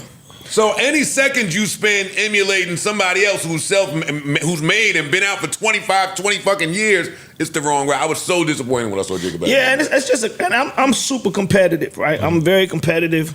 I know everybody, people have this thing about Usher and Chris Brown. I'm never gonna say Chris Brown, and I fuck with Chris Brown, but I wrote half of the Usher songs. Y'all want me to go against myself? Like, I'm not doing that. You know what I mean? Like, however you feel gonna happen in the verses, that's how y'all feel. These my songs. You know what I'm saying? Like, I wrote these songs. I'm going for my songs. I'm never gonna go against myself. But at the same time, like I said, with being competitive, I want Usher to stay Usher, and I want Chris Brown to stay Chris Brown. Let's fight it out. But be who you gotta be. Like, don't do his dance. You know what I'm saying? That's like Prince doing Smooth Criminal. I couldn't do that. I would have been mad as fuck about to seeing him with his ass out and his little high heels on trying to act like like you don't. Okay, but if Chris Brown calls today, you on some Drew Hill Jagged Edge shit, JD, I need something. Come through. Are you coming to give him the slap? It's dangerous at this point. Tell me more. It's dangerous. It's not, because like I said, I don't go in the studio thinking about, let me hold some other shit. Hold this and let me keep this. Yeah. I might fuck around and go in the studio with Chris Brown and make Thriller. Usher will hate me for the rest of my life. You fuck around, get there, get a synergy with that young guy, and make seven songs in 3 days. Okay, That's fire. but isn't that counterproductive to what the goal you said your ultimate goal is, right? When I talk about that short list of people that can make Thriller, today, Chris Brown's on that list. It is. It paired with the right person. It is. But I mean, I also have to acknowledge, for the first time. Yes. I gotta acknowledge it. Like, yo, this is that man. You know what I mean? Yeah. I have to acknowledge it. But I would love to work with Chris Brown. I have worked with Chris Brown before. Bow Wow and Chris Brown got a #1 record. As soon as we put him on the song, #1. It's not. You ain't got to tell me what's gonna happen. I know what's gonna happen. But I'm just saying. I have the experience of doing this with Jagged Edge and Drew Hill, where I know the danger in it, right? And I'm also so confident in myself that I know I'm going. If I go in the studio with Chris Brown, I'm not fucking around. I'm gonna come out with a record that's going. Yo, we need Smoker JD and coming Chris. out. I ain't gonna hold you. We need JD Chris Brown, yo. We said We need JD Chris Brown, yo. Y'all might come out with 3 or 4. And that'll do it. No, of 3 or course, 4 in a of couple course, in of 2 course. days. But I'm Okay. saying, of course, that's Aside gonna from happen. that, Yeah. And then Usher just gonna have to be man for a second. Nah. we ain't doing that. Nah. Yo, where's Confessions 2 at? Cause y'all had a moment where y'all was pumping it and Usher had performed like another Confession song, and then we thought we was getting that, and then we got Coming Home. It's in my laptop. It's there. See. It's just. Is your laptop here? No. We have a cord. Let's say. Nah, it's I don't know. It's Confessions is so weird because it's like we don't have no photos of us making the project. We don't have no videos of us creating these songs. Man. Any reason? We don't have no real existence of you even, so we could go back and watch us do this to get into space. So all we have is the success of it. And I feel like, it's like when people say it's certain things you don't touch, right? I feel like that's what Usher is at with Confessions. That's my One stance. minute I he's agree. letting me be Jermaine and I'm telling niggas Confessions 2, every rapper part 2. I I'm hate doing that. the I rapper hate when shit. they all do it. So. I respect And it. he though. like, yeah, let's go. And then he's an R&B guy. He like, I respect that. I ain't Yeah. gonna fuck up my legacy. should. I Like, respect that. I ain't gonna do this. I'm with Like, him. if I Respect give that. y'all Confessions 2 and it ain't Confessions 2, Yeah. Joe Budden's gonna go crazy on it. Tear my shit up. Just You know naming what I mean? it. Just naming Just it. naming it Confessions Confessions. 2 Y'all can already make a name sets of an something else. expectation. But when you made Confessions, you knew that you had like, I didn't know that an meant- enormous, When did you album know? on your hands. No, I You don't didn't. get the same No, I feeling from didn't. I listening to didn't. Confessions 2? I didn't because I didn't even think Usher was gonna say the shit I was trying to get him to say. Like, you gotta think when I said every time I was in LA, I was with my ex-girlfriend. Every time I called up, tell you I'm working. This is a nigga actually telling That's your story. Telling the on actual himself. truth. Yeah. Not just my story. This is the truth of what niggas be doing, right? So, yeah, you So might it not felt say like, that. Yeah. JD, are you really trying to tell on all of us? Yeah, you're making it hot. Like, why would you do this, right? So I thought everybody was gonna react to Confessions the way you reacted to If I Get Caught. I mean, well, no, there's a little bit of a difference. There's a little just saying, bit, a that's lot what of I a thought. difference. Confessions 1, you saying? Confessions 1. Confessions Part 2 You had was to know. I mean, Usher's body of work was so extensive by the time Confessions came out that it's not the same. It's not the same. It's just not the same, and it's just this Usher didn't- sonically. Jesus Usher didn't Christ, come off you know what player. I mean? He came off vulnerable. It came off That more too. Yes. admittance of wrong. doing Yeah. It didn't come off And like Usher's gloating Usher. in the Yeah. player shit. We knew that wasn't. Yeah, I the mean, story. but I mean, no. I mean, I think the only song that had ever done this was a Tank, I guess. Maybe Maybe I I Maybe I deserve. deserve. Yeah. Yeah. Hated that song. But as Classic. blatant as Confessions was, I don't know that we had ever had that happen. And I just didn't know if people was gonna go. I actually, like I said, I didn't think Usher was gonna do it. I just was like freestyling what I thought sound right. And he was like, fuck it. I think Usher didn't even have kids when I wrote that song. Yeah. No kids, not one or two. This was a life that I was dealing with. So him and Mark Pitts was like, we gotta have Part 2. What happened to the girl in the crib and the chick on the side with the crib and the ride? Great idea, Mark Pitts. I'm like, shit, I know this story. Like, all right. I can tell you that one. Like, you want me to tell you what happened to her? Here we go. Do you feel like that you delayed it, it coming out like Confessions 2 by too long? Like there's too much of a space Not in me. between? I didn't. I think, yeah, you Or you just brought in it up. general, Yeah, yeah. it was. Yeah, I think, It should have been a faster follow-up. yeah, 100%. I think so. If they was gonna do it, I think it should have came right afterwards. Oh, so it's the detox at this point. Yeah. Who chose the bop on Confessions 2? The beat. The bop. Yeah, but not the beat. The When- feel bop of it. Yeah, of the beat. yeah. Like that. I think that's just me and Cox. Like I don't be Cox. I think because if you listen to that, it sounds like Shake It Off. You know what I mean? It sounds like Kinda. Pressure. It's just the bop that I got. It's just that. It's just a bounce that I feel like R&B music. It's something that I can put in records of R&B records, and people don't realize that they actually doing like this. You know what I'm saying? Like even like Made For Me, Money Long called me and she was like, Jermaine, we need to add something to the beat so that it got a little bit of That. a little bit of that in there. And as soon as she said that to me, I knew exactly what she was talking about because I put it in We Belong Together. And I put the same little thing. It's like a way, cooking food. I know exactly what that is. And I watch TikTok and I'm like, if these little niggas is dancing to this mashed up with this, okay, I know it, because this my shit. So I'm like, okay, I'm gonna take this and I'm gonna put this in this song. And it really worked for Made For Me. I saw Sean Garrett tell the story of him laying the ref for a year over the Petey Pablo beat, and how Usher didn't want to sing it at all, wouldn't sing it because it sounded corny, and L.A. Reid had to make a call like, nigga, you better sing this fucking song. Are there any other sessions or songs that you were part of that the artist just didn't want to do it and y'all had to kind of go another route to get him to do it? Yeah, Usher didn't like You Make Me Wonder. Wow. Oh, he don't like. Oh, okay, I got it now with Usher. Well, why not? Wow. Yeah, he ain't like it. He just didn't feel like. But again, that topic. See, just like what he just said about Confessions, And he the was topic. even younger then. Yeah, He was even younger then. That was Usher didn't have 97. enough Life experience. edge and grit, I mean, and that's why you got to work with Chris. Really? Because I'm not trying to be funny. I'm not trying to be I funny. know, But I It's- love it's Usher. Don't get the crazy. lived Right? experience. Don't know I love Usher. It's Don't the get crazy. hard lived experience. He right. Yeah. But that is the difference. Yeah. That is Yeah, like I said, listen, Chris Brown, I think Chris is so like what I'm talking about. He's so confident in himself that he don't feel like he need me. See, I don't attribute it to that because Usher, when he first came out and Puff was doing it, they tried to push that player, I'm the Mac image on him, and it didn't work. So I'm thinking in my brain, at that point, he might be thinking, oh, when I go into the studio, I want to try something else because this didn't connect. This did not connect the way that we thought it would connect, especially on the East Coast.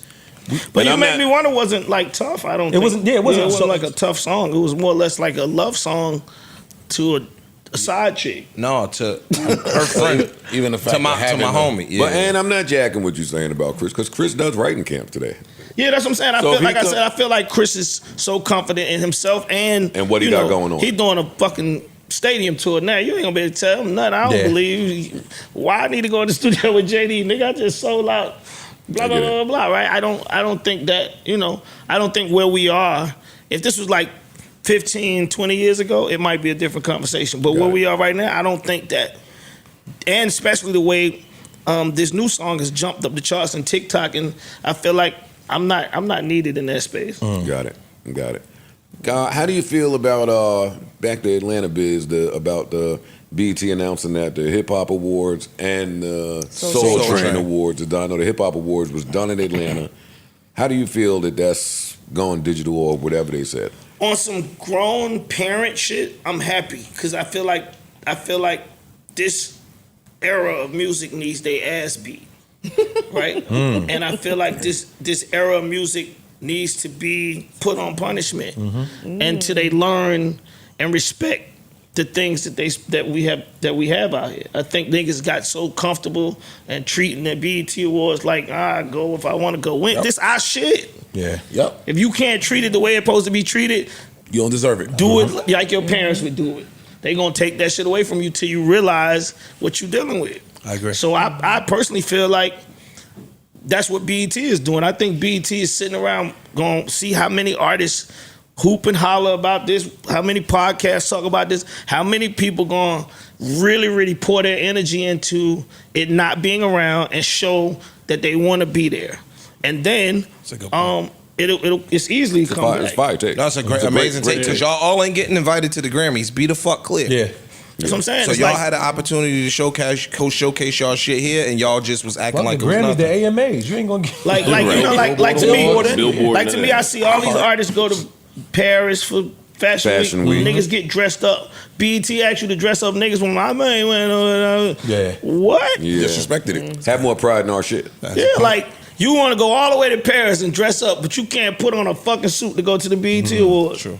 That's real. I don't know. That's a great point. I don't amazing understand point. it. That's an Speaking amazing point. of hooting and hollering on podcasts, did you gain understanding in your independence conversation you was yes. trying to have? I Because she forgot called all me a about dinosaur, this. so I'm still lost on that. Oh shit. Well, Mel, you caught Jermaine Dupri. Yo, this is the second time an Atlanta guest has come up here and remembered And I something thought you she said. had my back. We was on the Source cover together and everything. Oh, we were. She phony like that. We were. Mel, Cute. address this. Wait, Everybody create runway for Mel to address Hold on this. one I'm about to second call here. Flip. Everybody was kind of in agreement. Mel, in don't this rap. He room. talking to you. Don't rap. He talking to you about neglected you. to mention that part, that the room was in agreement. That Not the whole room. Not that you no. That your Yeah, tweet he sounded sounds like like a you had a dinosaur. little bit of an antiquated, viewpoint of what we were Okay, talking well, so about. that's what I'm saying. So I guess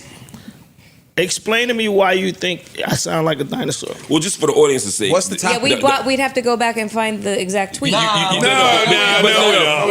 but just real quick, you Paraphrase tweeted for the that author. you tweeted about independent. You were talking about independent Yeah, artists so versus basically what major I was label saying, artists. just so understanding in context, 'cause I think the tweets be fucking up things. What I was saying is that in rap that I know, right, as an artist, you make music, your goal is to boom, boom, boom, boom, boom, boom, boom, boom, right? Reach the most amount of people possible. Exactly. Right. So you might want to go. You from like me. I'm from Atlanta. People that never understand why I did a record with Jay-Z, right? Because when I was coming up, no Atlanta music was playing in New York. Niggas in New York treated Atlanta niggas like we were slaves, right?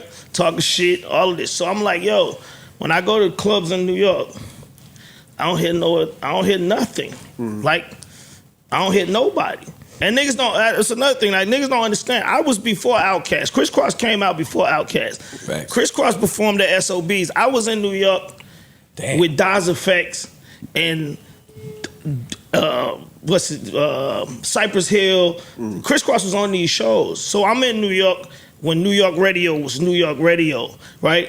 When Red Alert and Chuck Chill Out and all this shit was really like the shit. And I ain't hearing nothing from where I come from, right? And I'm trying to figure out how the fuck do I get How you break in through this that? space. Yeah, This right. is where hip hop lives. I'm trying to be, why niggas acting like we ain't part of hip hop, right? So niggas in Atlanta always looking at like, JD, you wanted to be from New York. I didn't want to be from New York. I just wanted my music to be heard more than where we was hearing, where it was happening, right? Yeah. And I say that to say that was my goal. So when I look at an independent artist and I see independent artists that don't get excited when their records is on DSPs, but as soon as the record gets played on the radio, they jumping out the car, they calling their mama, oh shit, they playing my record on the radio. So I'm like, okay, so what is the goal for independent artists? Because it seemed like it's the same as mine. I remember the tweet now. I have the tweet. Yeah, Yeah, I no, have it up. so Oh, you got but it. I remember the whole context. So we'd spent a lot Get of him, time. Mel. We'd spent a lot of time up here talking about how record labels, the majors, are starting this massive consolidation thing, and so it seemed like you were like criticizing younger artists who were, focused more on being independent rather than being on major labels. But we'd spent a lot of time talking up here as to how it may not be as beneficial as what it once was to be on majors, and that independent artists have a lot more control over their own product, their music, and their own distribution, and how they control their own narrative. So that was, Let's read the tweet. All right, here's the the tweet. essence of it. Here's the tweet. Good. I'm a little lost. Can somebody tell me what the goal of being an independent artist is today? Because all of the things that people are chasing is shit major artists do. What's the thing that indie artists do that makes it special? Yeah. So what I was saying was like, do indie artists have Jack the Rapper for indie artists? Do indie artists have what is the indie artist thing where you could be like, fuck the majors? I wasn't even trying to like target artists. I was just trying to say like, ask a question. I hear so many people talking about they independent, but then I see them swaying, wanting to go to the BET Awards, right? You see how people took that as a diss, though? Nah, because like I said, at the end of the day, I understand because the majority of independent artists are looking for a major deal. Jermaine Dupri to diss them so that they can find a reason to say something, right? Every time I say something about anything that has anything to do with majors and independent, niggas always got something to say. Like if I say something about like radio, if I say radio still is the thing when it comes to music, I got always independent artists like, no, it's not. Fuck radio. They don't do.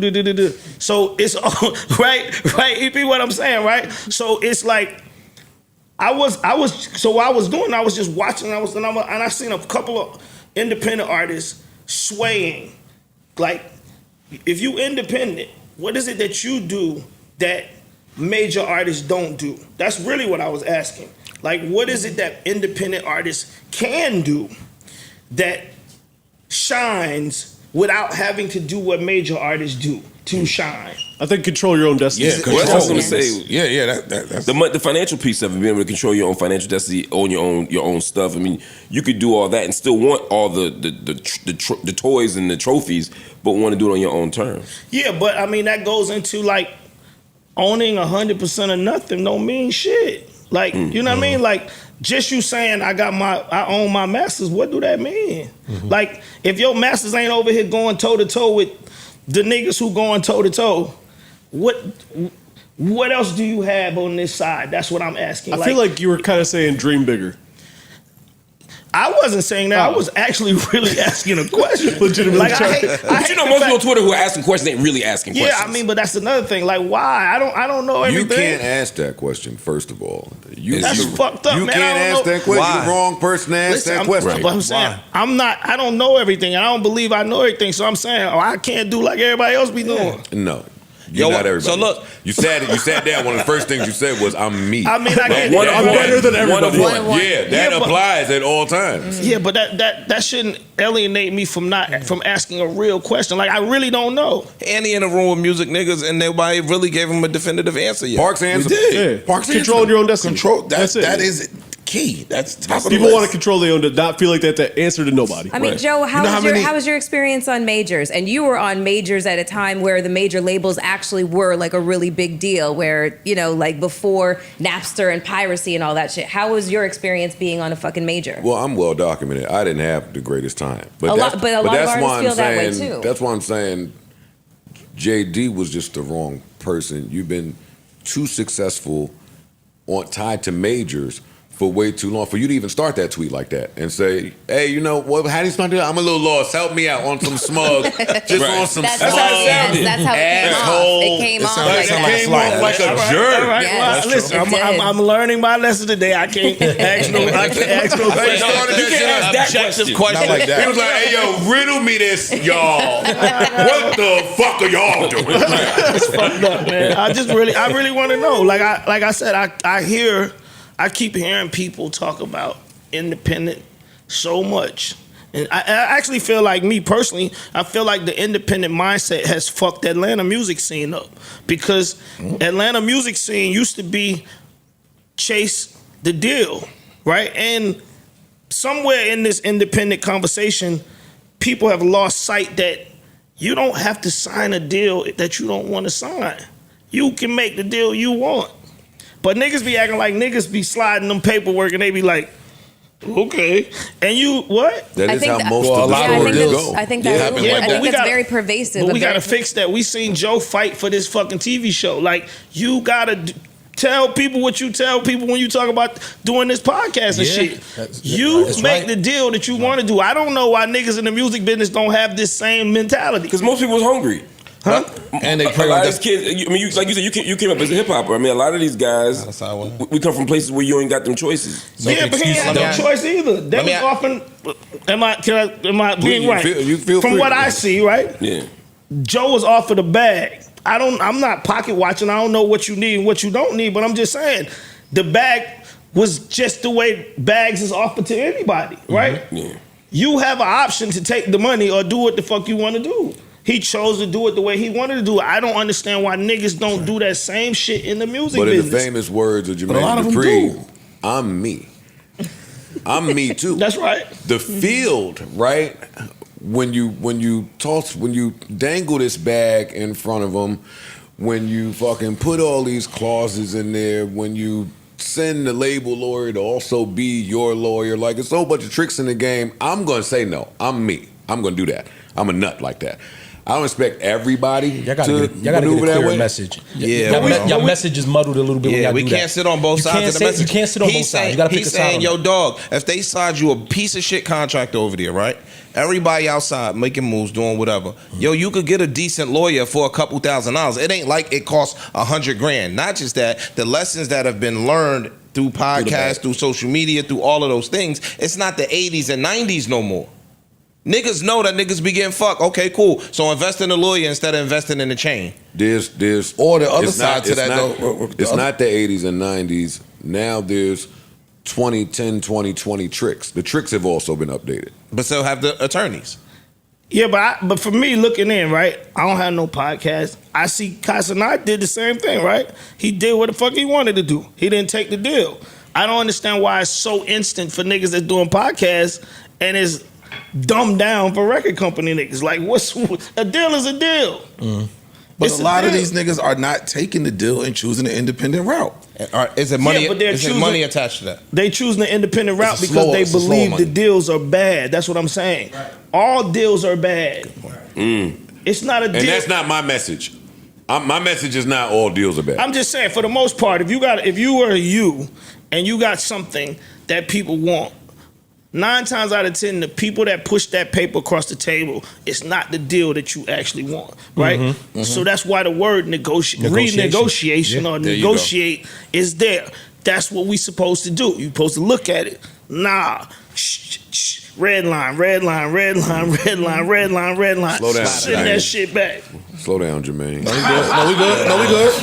Nah, keep Kicking talking. them out. That's like the guest you fourth been guest in a bringing row. up I like this guest shit, yo. I ain't gonna hold you. I'm just saying. You see what I'm saying? I'm just saying. I'm just telling you, like, You right? I don't know. I learned this at a very young age, so I don't know. Like, even when niggas like talk about me, that's what I'm saying. When we go back to what we talking about, I don't think niggas understand. Like, my deal was amazing.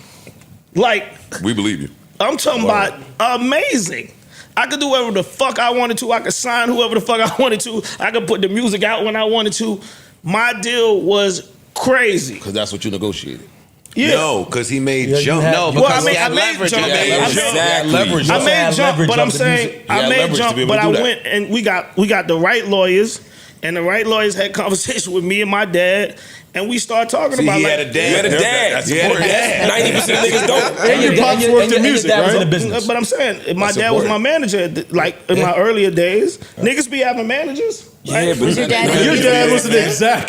Nigga, manager be the nigga in 5B. Niggas don't got managers. Was your dad in the music business too? Not this music business. Okay. all No, right. my dad was in the music business as far as like a roadie for SOS Band, Brick, and Peebo Bryson and the artist that was in Atlanta. He was doing roadie work, like hooking up shit. The music business, record company business, neither one of us knew what we was doing, right? Okay. But I knew after I gave, since Criss Cross wasn't signed to So Def, so I guess I got basically a complete Education. learning lesson There you go. in order going to somebody saying, Jermaine, here goes So Def, right? So when I gave Criss Cross to Rough House Records, I was sitting there and I'd be in my room and they'll be sending messages and I'll tell the company everything to do. This what we doing, this what we doing, this what we doing, this what I see need to happen. This, that, that. And I realized and I said, I'm telling these niggas everything to do. Marketing plan was You running me. the label. And they doing it. Yeah. And they look like they What I killing need shit. what I need them for. Right. So when Sony approached me and said, we want to give you a label deal, my mentality was, all right, I'm doing all of this. Y'all niggas can't tell me I'm doing exactly what I did with this group. This how we going in. If y'all ain't with that, I'm gonna take this idea somewhere else. I don't understand how. You know what you sound like, respectfully? You sound like the reason why NBA superstars don't make good coaches.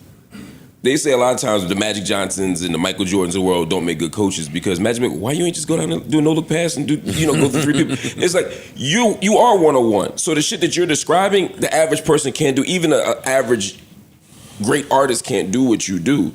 So when people hear your communication about it, it doesn't sound like it sounds like you're talking down to them a little bit, and it sounds like it sounds tone deaf because you're in a whole other stratosphere than everybody else. That's not what I got from you. Let him respond, please. Yeah, and that's not a diss. That's just it's just. Nah, I mean, like I said, I can't. Because what you just described, I just ran the label on the low and then just Nah, but I'm saying I don't understand that. I know you don't. And Magic don't get why I don't get the fact that if you do something,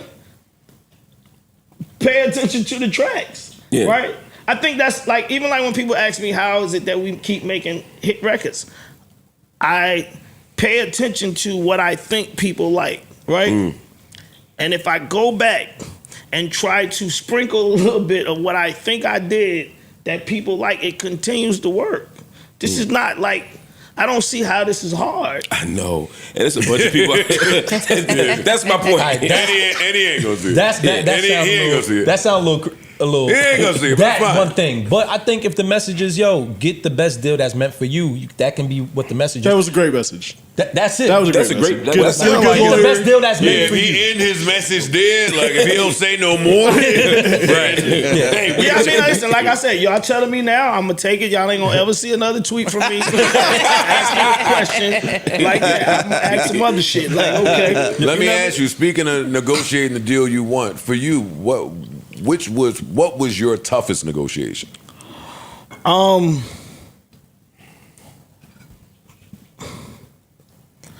Probably leaving Arista because I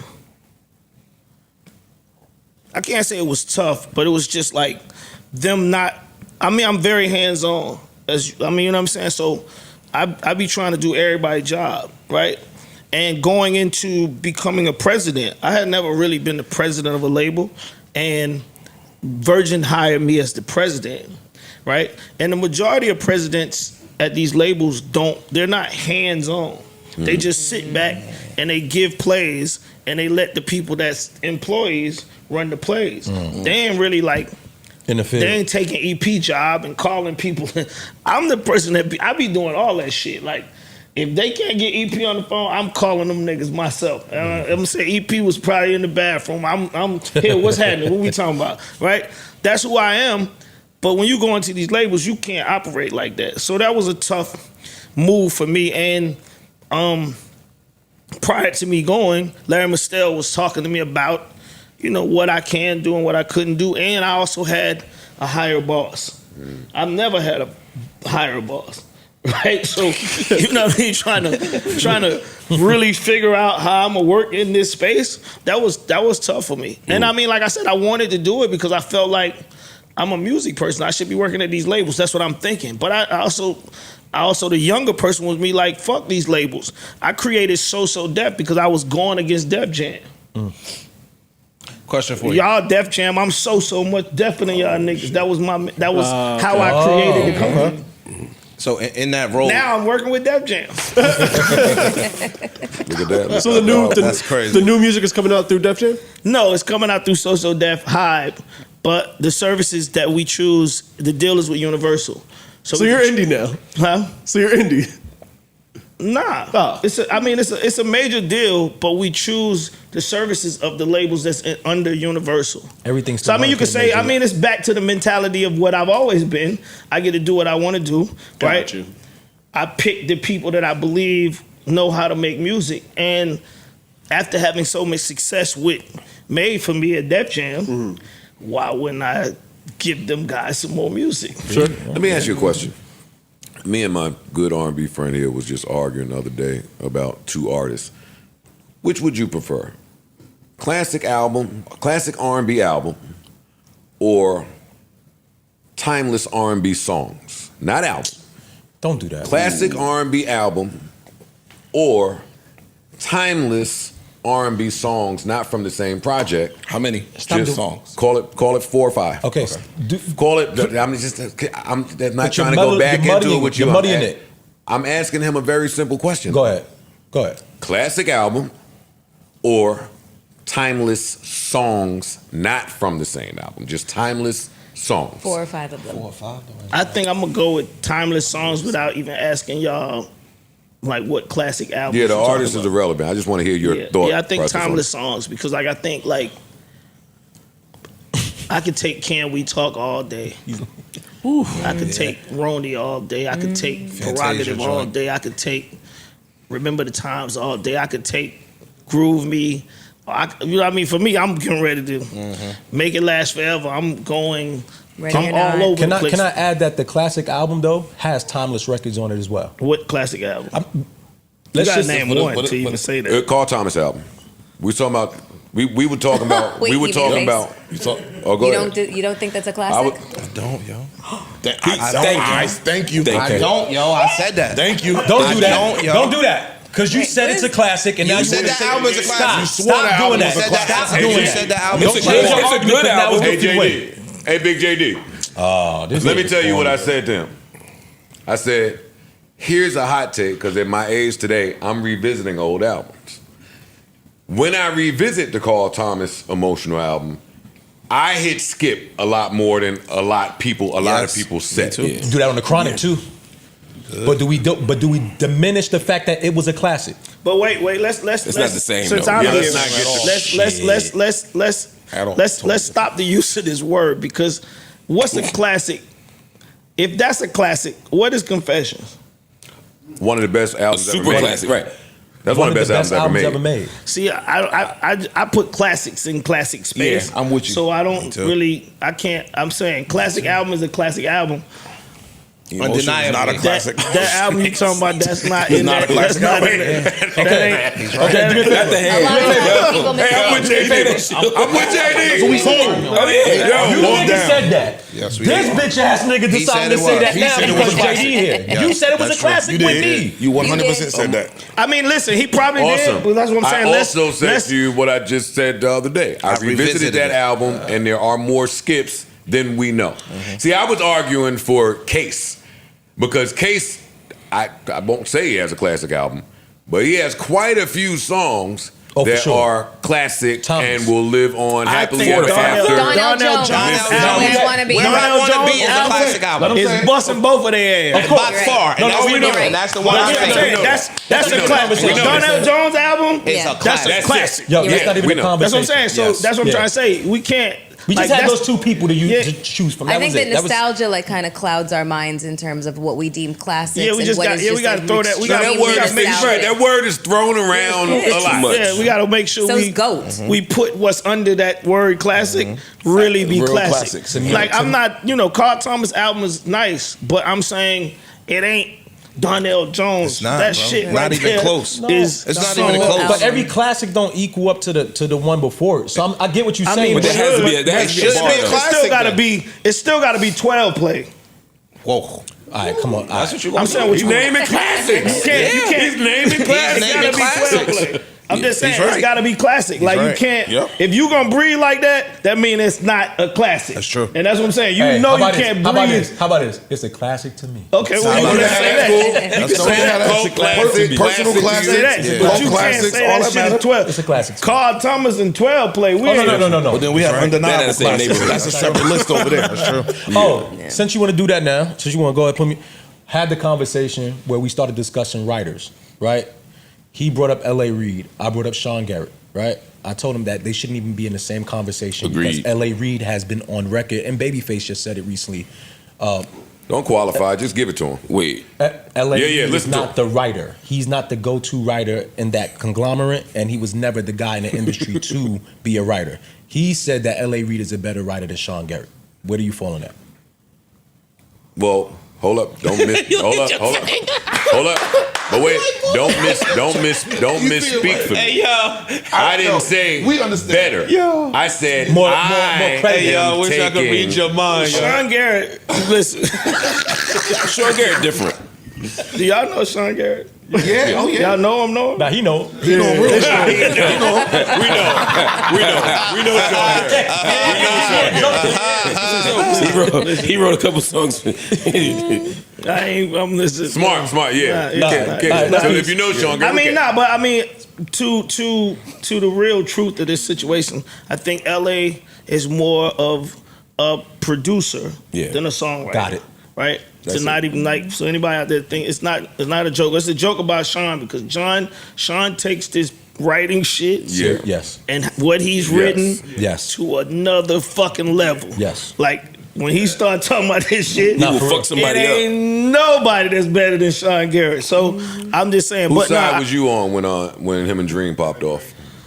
I don't know. I wasn't really on either one of their sides because I was trying to figure out. You know, like I said, Sean has downloaded me with nigga. I got 18 number ones. Yeah, he's downloaded all of us. And I'm with it. like, okay, so what a nigga gonna do with a nigga who got 18 number ones? I was actually really just trying to see where you saw what he did. when it was gonna get to the He when did they was something gonna with go him. back and forth. He did something with him. You know, All right, you weasel out of that. Whose side was you on with Neo and Jonte? You know he on Jonte. Come on, he on Jonte. Jonte's side. because listen, because I knew Jonte was holding. It was like a card game. Yeah, I knew Jonte was holding these Aaliyah records, and y'all didn't know. People weren't weren't Yeah. expecting this. And I knew as soon as he let the button go, the room was gonna shift. Right? Gonna get a little I spooky. knew this. Right? That's kind of similar to how I felt about me and Puff. It's certain records that I know niggas don't actually even believe I did. Right? And I could have hit him with this, and niggas like if And I'd have had Jay-Z come out and do Fallin' at without him knowing he was gonna come and American do Gangster. a record that y'all don't even really be crediting me for, niggas would have lost they shit. I would have won right there. I mean, until Cupid came on. Huh? Said what? until I mean, until Cupid. Cupid came on, yeah. And then I would have did Money in the Thing since I had the nigga there. And then what? Then what? Look at you trying to get your Do verses y'all really? off. You really? First of all, listen. This is what I'm saying. Like this. Listen. We seen. Listen. If I would have got Hov to come do verses for me, Puff ain't got no song with Hov. Yes, he does. Now you do, Just but, not a good but one. it ain't as good. I mean, it is not one that. Yeah, respectful. Not one that's gonna come on in the 20s. There ain't You're right. no classic. You're right. It's not a classic. Not at This is all. what I'm saying. Like, that's why, this is what I'm saying. I'm just, it would have been a great You would have night. been killing until he brought Usher out for I Need a Girl Part 1. Really? Then you would have went to the bathroom.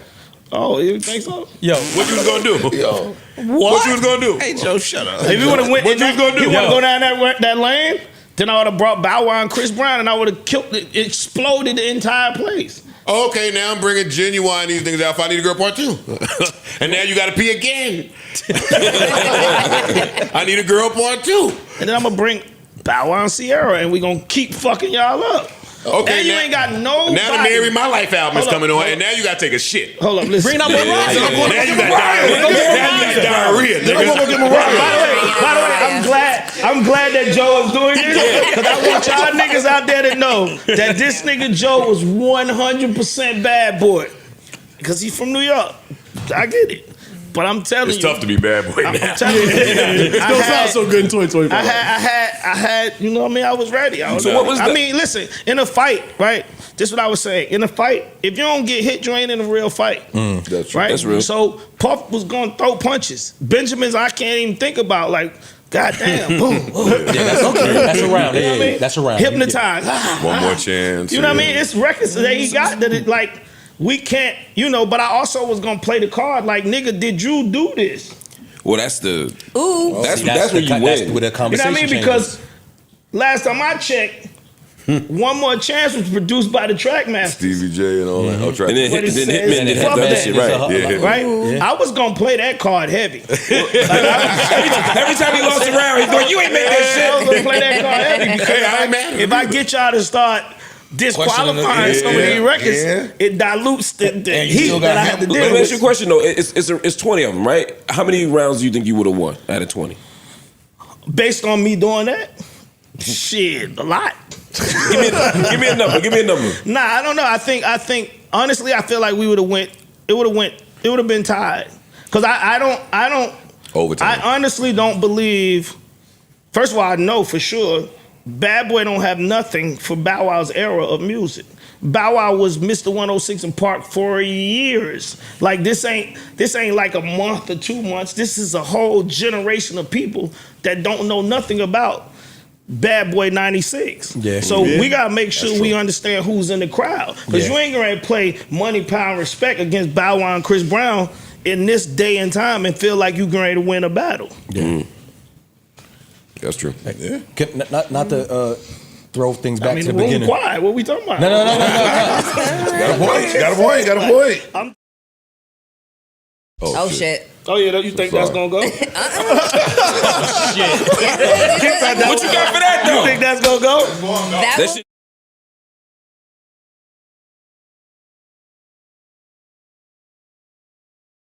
Not playing with JD like that. That's gonna go. By the way, I'm gonna be on the side like In New York City, In New York, that that's shit gonna goes go crazy. crazy. New York City. That's gonna go This is crazy. gonna be like Kiss coming to the front of the stage for the freestyle. Yeah. Song like Bow Wow, he go. Yeah, but that's what I'm trying. I'm still trying to tell y'all. In New York, I was bringing Hov. He talking about a hologram Biggie. What we doing? That hologram Biggie is crazy. No. This is what I'm saying. Do y'all realize what I'm talking about? I'm talking about. I'm coming out guns blazing. I get it. I mean, you know what I'm saying? It was gonna be an amazing situation. That Mimi album is Yeah. Confessions, Mimi album. and Confessions. 8701. 8701 is my shit. Come on, isn't it? 8701 is my shit. Which you can't answer us. I thought he would be able to end it. Which one is what? Yeah, Which one between the two? 8701. No, I listened to it the other day. Listen, Yeah. I listened to it the other day. It had a bunch of skips. It's more skips than I. Towards the end. 18701. Towards Yes. the end to get a little. Yeah, I mean, Confessions is Confessions is, Yeah, up run here through. with the And the mix. Would you say it's a perfect album? huh? Would you say it's a perfect album? Yeah, If it ain't, for the it's most the part, closest. yeah, because you know, especially after his tour, because you realize that he's out there performing, putting cherries in women's mouths on a song that ain't even a single, and the Yeah. whole place is singing. Yeah. Like You talk about you need a thriller. you don't get this. That's what I'm saying. How you don't feel like that shit? Like to me, Because when I didn't that's make a thriller. it. That's what I'm saying. It feels accidental. So what if you found out that Quincy Jones felt the same way about Thriller? I don't. I read everything that he said. He didn't. He told them. He was like, I knew that this was going to be it. I knew it. He when we were told making it. the music business, I'm gonna change right after Off the Wall, yeah. music with this album. He told niggas that engineers, y'all gonna start doing things differently when this album comes out. Like he was so laser focused on making Thriller that the album was supposed to have like a number of songs on it, and they had a time that they wanted this album to be, and they chopped the second verse off of Human Nature so that the album would be in the right thing. It's only one verse on Human Nature. Lady in My Life. I mean, Lady in My Life, right? There's only one verse on there because they chopped. Like, you know how mentally fucked up you are to make records and be like, Gotta be 37 minutes exactly. we gotta lose this verse so we On make a this non-track, time. on a non-track album too. That's what I'm like that. saying. Like, I don't know, man. It's like Yo, JD. Anita look Baker at, Rapture. Look at this track this list. shit is though. different. Sometimes you got to go back to your own. That Yeah, track this shit list is immaculate. It is. Well, It is, but Confessions, it was like I said. I'm gonna tell you what was fueled Confessions. We went to LA's house, and LA told Usher, "You're not interesting until you make albums. After you make albums, don't nobody give a fuck about you." And I was sitting in there like, Damn. you just told this man that to his face, right? And I didn't understand what was going on when he told him, but I got it. I was like, oh, okay, Usher One of them. he needs some shit that people can talk about, right? And that's what fueled Confessions to become, like a talkative, what can people talk about? Yeah. It worked. And like I said, after that, you don't you're not thinking about. I'm not thinking about Thriller. I'm just trying to trying to get him into a space where people talk about Usher outside of his album. I think that you can make Thriller. You just gotta find the artist, and you gotta go. You know, it's funny. Every time you say you gotta find the artist, an Atlanta artist pops in my head that's on the list. Like I think 3K is on that list. 3 Stacks, Andre 3 Stacks. He's on that list. I think Future's on that list. I don't think he does it. I don't think he does it in hip hop. I might be. I don't think I'm talking about hip hop either. Yeah, but I might be. Yeah, I might be. It's possible. You know what's funny about y'all? Who said anything about hip hop? Y'all think Future has to make a hip hop album? Yes, You're right. You're right. For me, no. I say no. Yeah. No, I say no. I'm not. Well, we just seen it last year. Because some of his best shit is Hendrix is probably. I'm not he gonna. don't have to. I'm not going to categorize it as an R&B project. I get Right, it. but I'm not saying that singing on it he cool, but has I'm to not make doing a that. hip-hop Not traditional. Let me ask you this: was the Usher residency in? I mean, we assume, but was that in preparation for the Super Bowl? I know when I went out there in Vegas, I saw you out there. It was just part of something, Just fly shit. Super Bowl being in Vegas just made them think Usher had to be the person because he was there and he was like, it was the attraction. You know what I mean? Like black people was going to Vegas finally for shows. Like we never went to Vegas for a show. You know what I'm saying? Like it'd be like Barbra Streisand over Cirque there. du Soleil and some shit. Yeah. We going to the club. It's a great show. Well, because of that blueprint that I assumed Usher was laying with the residency into Super Bowl, I kind of feel like, not to bring up Chris again, but I feel like his stadium run looks like it could be kind of in preparation for that too, just to show some of the C-suite niggas, hey, this is what it'll look like.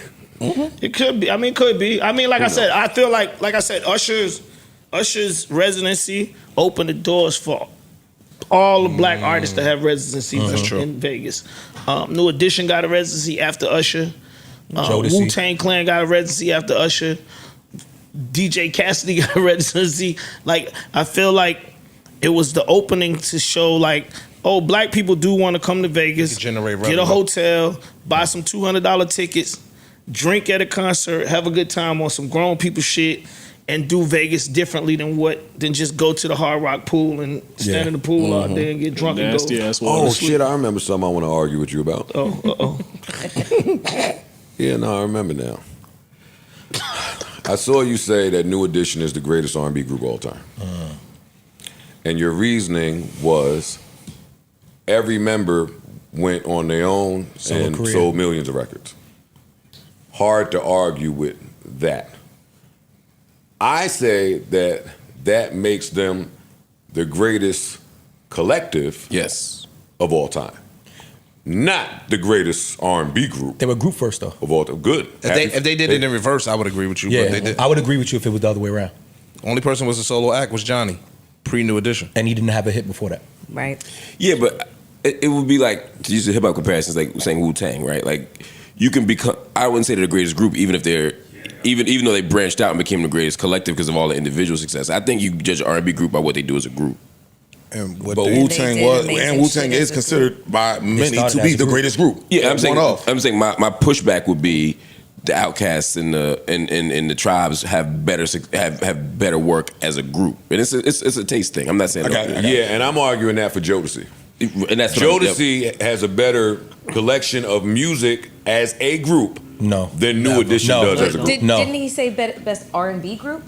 Jodeci. It's a comparison. Yeah, because I was making the comparison since. because he said Tribe. Joe, you think they have a better catalog collectively than New Edition? Jodeci is the best R&B group of all time. That's my opinion. But you said based off a catalog.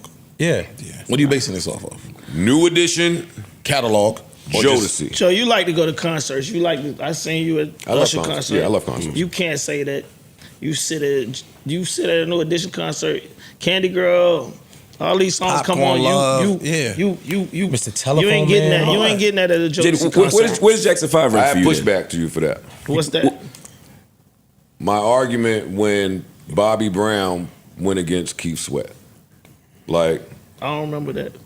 well, I'm gonna tell you. It wasn't. You ain't missing. Everybody had Bobby Brown winning that. I didn't because Make It Last Forever is a classic. It's a good album. But so is Roni. What? What's the album called? My Don't Be Pride. Cruel. Don't Be Cruel. Don't Be Cruel. And Another one. these are two classic classics. albums. Yeah. But me one personally, is ghetto. culture, and one mimicked it. But Don't say that. Don't say that. Nah.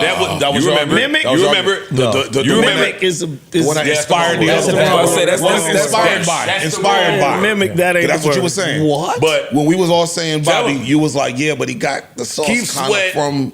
is Harlem and That's Teddy being Riley. of it. That's all Teddy. And And what Bobby. carried, I'm going with Keith Sweat Bobby is versus Teddy. whatever nigga was in Boston, and you got some songs that was cool. But you're gonna feel this different when you see it together. That's what I'm saying about New Edition Not fair. and Jodeci. Keith is helping. That's not Keith fair. is helping build upon that. New Nobody Jack wanted to Swing dress shit with like his New pen. Edition. Not one person.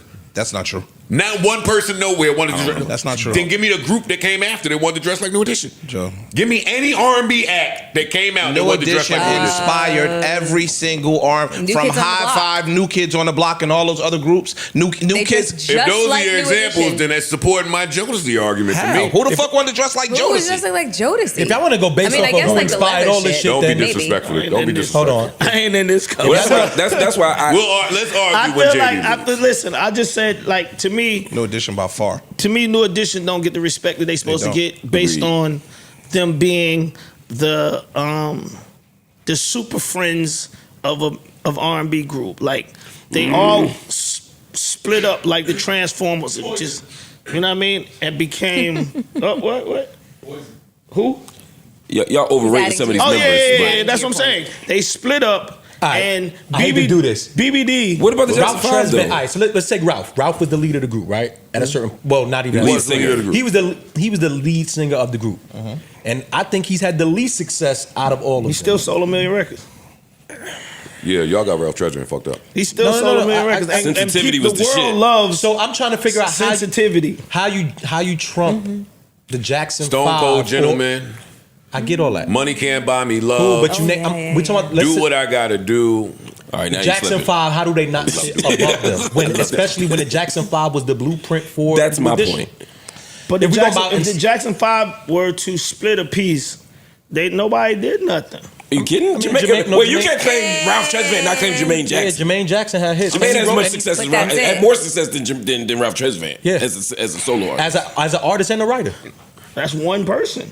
Now And you're the talking about whole one. group. You're talking I mean, about I would Yeah. argue for Tito too, Who but was the y'all. BBD No, and the you Jackson can't. 5? Reba. Oh, Tito's one of the greatest musicians of his era. But I'm just saying, yeah. So you might got something for Ralph. You ain't got nothing for BBD. But see, bro, that's why I'm saying I don't. That's a collect. To me, that's like this collective came together and did some dope shit. But as a group, just the group thing. I'm just talking about the group.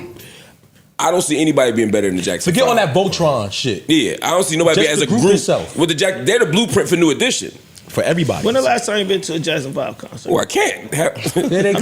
half of them dead. They're Yeah. going. But I would go to Jack and when you go to the shows what they Jackson do now, right? I just don't. Listen, I think it's just. I think the Jackson 5 were the first group that we seen as black guys doing this. Yeah. But I think that New Edition took it to a different space, and they incorporated the coolness of the hood that That's real. translated to all of us. That's a great for point. Decades, think right? that's a real They good had point. a Them niggas and had the little Honda scooters and the album covers. Niggas wanted to be like them niggas, Yeah, bro. they had the, That's they some had the bullshit. technique and the thing that Niggas got came robbed across and to was broke. everybody. And the kids of the Someone make a Jacksons lot of era- money off their But hold on, music. that's Niggas not got fair, 'cause robbed and was The broke. kids of the Jacksons eras wanted to be like them, and they wanted to dress like them and emulate them. Like so, if you're taking it from generation to generation, they That's had true. the same impact just in their generation. It's Yeah, just they did. I mean, they it had the ain't- Silvers. They had a couple of people that Yeah, sounded they just try- like the Jacksons. I give you that. That's- But yeah. I'm saying I'm still just looking at this like from a Transformers, Yeah. Avengers if you have to type of separate space. From that perspective, I think you're right, but From the I just don't Avengers judge space, groups it by ain't that. nobody fucking with New Edition At all. Let me ask you this: Who do you think had the best career in New Edition? Right, and I say this because I was young when the Belby DeVoe and all that shit, but I was there. I remember. But I'm watching the other day. I said, you know what? Let me just pull up the BET New Edition, and I watched it, and I had a good time watching it. And in that, on my second time watching it, I didn't realize Biv was telling Ralph, yo, you need some help at the label. I got everything going on over there. Just come see me. I was like, oh shit. Yeah. I said it's Biv. Yeah. It wasn't he had the best It's career. Biv. Boys to Right? Men. Is Boys it- to is Men. it- Boys is to it- Men. Is it unanimously yes. Biv? Yeah. Yes. From a money Not tip. for me. Not for me. Oh, well, business-wise, yeah. Bobby Brown. Bobby Brown was bro. short Bobby though. Brown. Bobby Brown at his Bobby Brown Was a moment, megastar, bro. Ain't nobody fucking Short- with him. it's short, though. Nobody. Celebrity wise is Bobby. Money wise is Biv. it's Biv. In terms of That's voice what to I men. mean. and all- I and mean, all that. Biv was a mastermind to Yeah. have BBD, to find Boys to Men, to, you know what I mean, to do ABC. I mean, he was a ABC, mastermind, yeah. right? And to actually keep funneling things for New Edition to actually come back and be together. Yeah, he was the mastermind. Yeah, but as far as like who had the best career, Yeah. Bobby Brown. Oh, That is Bobby Brown. Bobby yeah. Brown was the last artist before Usher to sell 10 million records as a solo black artist. Shit, to me, he's the blueprint for Usher and Chris. And Oh, all 100%. that. Yes. So, Yeah, 100%. right. I agree with It's that. Michael Jackson, Bobby Brown. Yeah, yeah. Yo, you wrote that shit? This in ABC? Huh? Wait, what? You wrote this shit Yeah. for Chris Cross. That was- This that in was ABC, my nigga. Yeah. Well, I did that. I did that. He was because- grown as shit. Listen, Listen. I did that Listen, because I wanted to make sure that people understood that they was two different things, right? BBD. I mean, Mike was promoting ABC as an R&B group that was kind of like BBD, right? I was making Crisscross like A rap Kid Run DMC, Yeah. like Cause it's all everything, everything that's singing, toss that shit. Yeah. So give me your reaction, your first time here in Playground.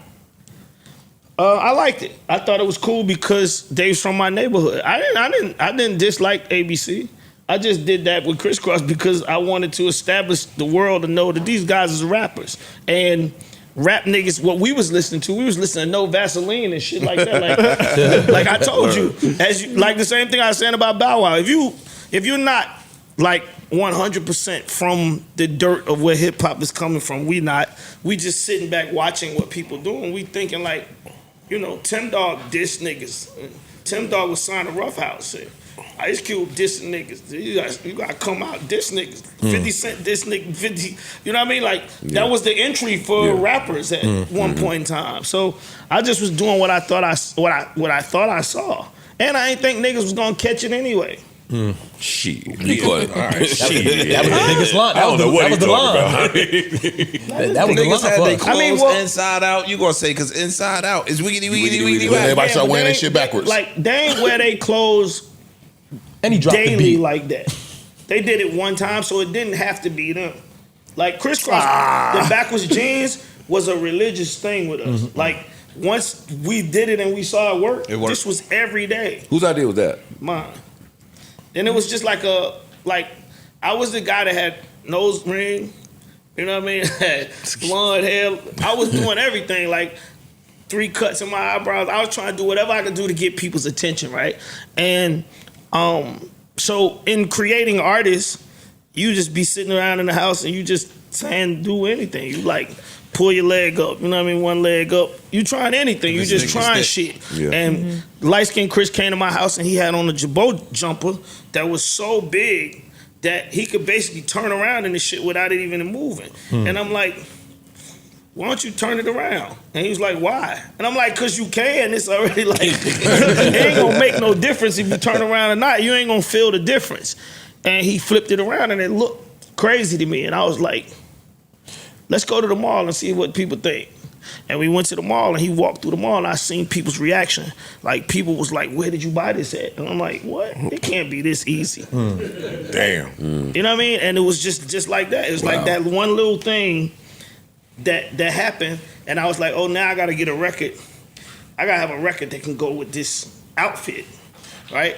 So I started just thinking like that. And it's like, you know, it's you just trying shit. That's what I'm saying. Just trying shit. And like I said, I wanted to, like I said, still, if I'm knowing that people gonna look at it like a gimmick, I wanted to do something that was hardcore to rap that would try to get people to be like, oh, these little niggas ain't like no little soft niggas. These niggas tough or whatever it is, right? So what to do? Diss some little R&B niggas. JD,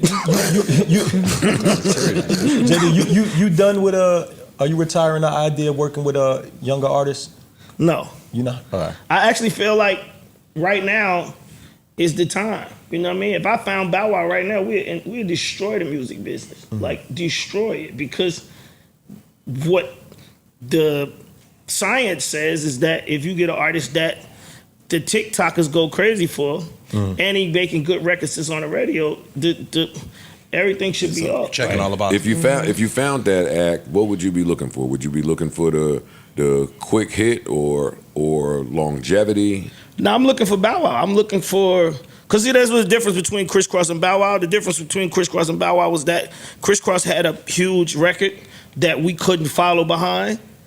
I loved I Missed the Bus. Don't do that. that was my shit. Don't do that. Don't do that. That was my shit. I did like it. Did y'all was my ride the shit. bus up here? Huh? You rode the bus up here? Yes. What? Yeah. What do you think of Like in Jersey, y'all got the bus. My man Yes. from Brooklyn, he saying how to. And that was something that I never do again. I Come on, was don't do that. I know the words to that shit still. They had That ride was my the school shit. bus in Jersey, right? I didn't. Well, I was in Queens, but I was Oh, on right, the Philly. bus. We I was missed on the bus. Nah, it No, I depend was on the Q93, Oh, the yeah, bus. yeah, you wasn't on the yellow Not a bus. school Okay, bus. yeah, Hell yeah. And no. so some man. in Jersey, the I was cutting school the and all that by suburbs, then. they rode the school bus. In the I missed- hood, we rode the regular city Metro buses city to bus. school. Okay. Well, we got I missed the dropped off bus. and To picked me, up. was another song like "Welcome to Atlanta," where I didn't think people was gonna care about that it. was the shit. Besides the people that lived in Atlanta, We like because that song. I do. love love it. that. I like was crazy. I missed the bus, and you know you fuck up your whole That shit worked. shit because you gotta Upstate, call where your I was at. mom. That's what I'm saying. Anybody had a bus? Shit. Yeah. It's a disaster for a young kid to miss the bus. So that's What is a hit today? Like, what's a hit? And Today? Do you feel like not like us. Smash. This Barbie crazy. that's a smash? That's a smash. Why y'all change the words? It's a hit, man. It's a hit. Because it is a smash. I don't think it's the same thing. I mean, yeah, for the most part. I mean, well, no, Smash is a, Not like us. in this day and time, I guess so you can say that. It's like once in, we ain't gonna see him a lot. But I look at Not Like Us as a hit because all it was a record that everybody was fucking with, right? And that's usually what a hit is. You know what I mean? Like, We Belong Together was a record that everybody was fucking with. It wasn't like, I don't know what, you know what I'm saying? I just feel like most of the time, hit records, they are the same, right?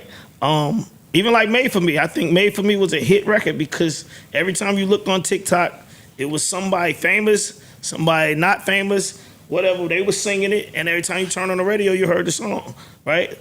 I feel like that, it was, I feel like these hit records is hit I got records. it. I guess I'm hit saying just if hit, you had reached a everybody. new act today, Yeah. how important would putting an album out be versus to just keep releasing successful songs? I don't subscribe to anything that people are trying to make us believe is new. I don't think like even like AI, right? Every time people keep talking about this AI shit, if you ask a room full of black people, like 100 black people in a room, how many of them have a new iPhone? They gonna tell you no, right? Niggas still got 13s, niggas got 14s, niggas still damn near probably half of the room got 14 or 15. They ain't got the 16, right? I don't understand what people don't understand about when people start talking about technology, it's the niggas that's making the technology that's promoting the fact that it's coming. We not the people that's telling people, oh, you know what? Them niggas on the Joe Budden podcast, they popping about AI. Y'all ain't talking about no AI unless it's in the news. You know what I'm saying? So even with the music business, it's like, when have you seen a person like me grab an artist like Bow Wow and take the artist for 2 years and try to get them to become who he became, right? If somebody did that right now and they gave little black girls, because I got a 14-year-old daughter that basically has nobody to listen to. She's out here listening to shit that she ain't supposed to be listening to on TikTok, right? She's dancing to shit she ain't supposed to be dancing to on TikTok. And it's our responsibility to deliver artists for this group of people, but ain't nobody doing it. I can't do everything. That's a I'm in fact. Magic City. I'm trying to do I'm throwing 20, 30,000. I can't do everything, but I'm just saying it's our responsibility to even pay attention to them.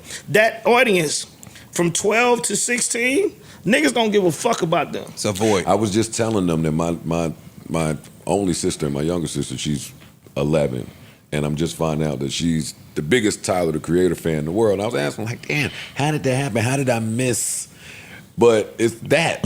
Yeah, nobody cares. Somebody else to go. Yes. Nobody cares. Nobody's trying to give them New Edition. Nobody's trying to give them Bow Wow. Nobody's trying to give them Crisscross. Nobody's trying to give them That ABC. lane is dead open. They don't care. Yeah. They're not even giving them food. If you go to the grocery store and try to get some shit for a 12-year-old or in that space, all that shit is bad. Yeah. You're right. It's over sugar. It's whatever. Ain't no drinks for kids. Nothing. Everything is all bad for them. Yeah. They got Hennessy Capri Suns now. Yeah.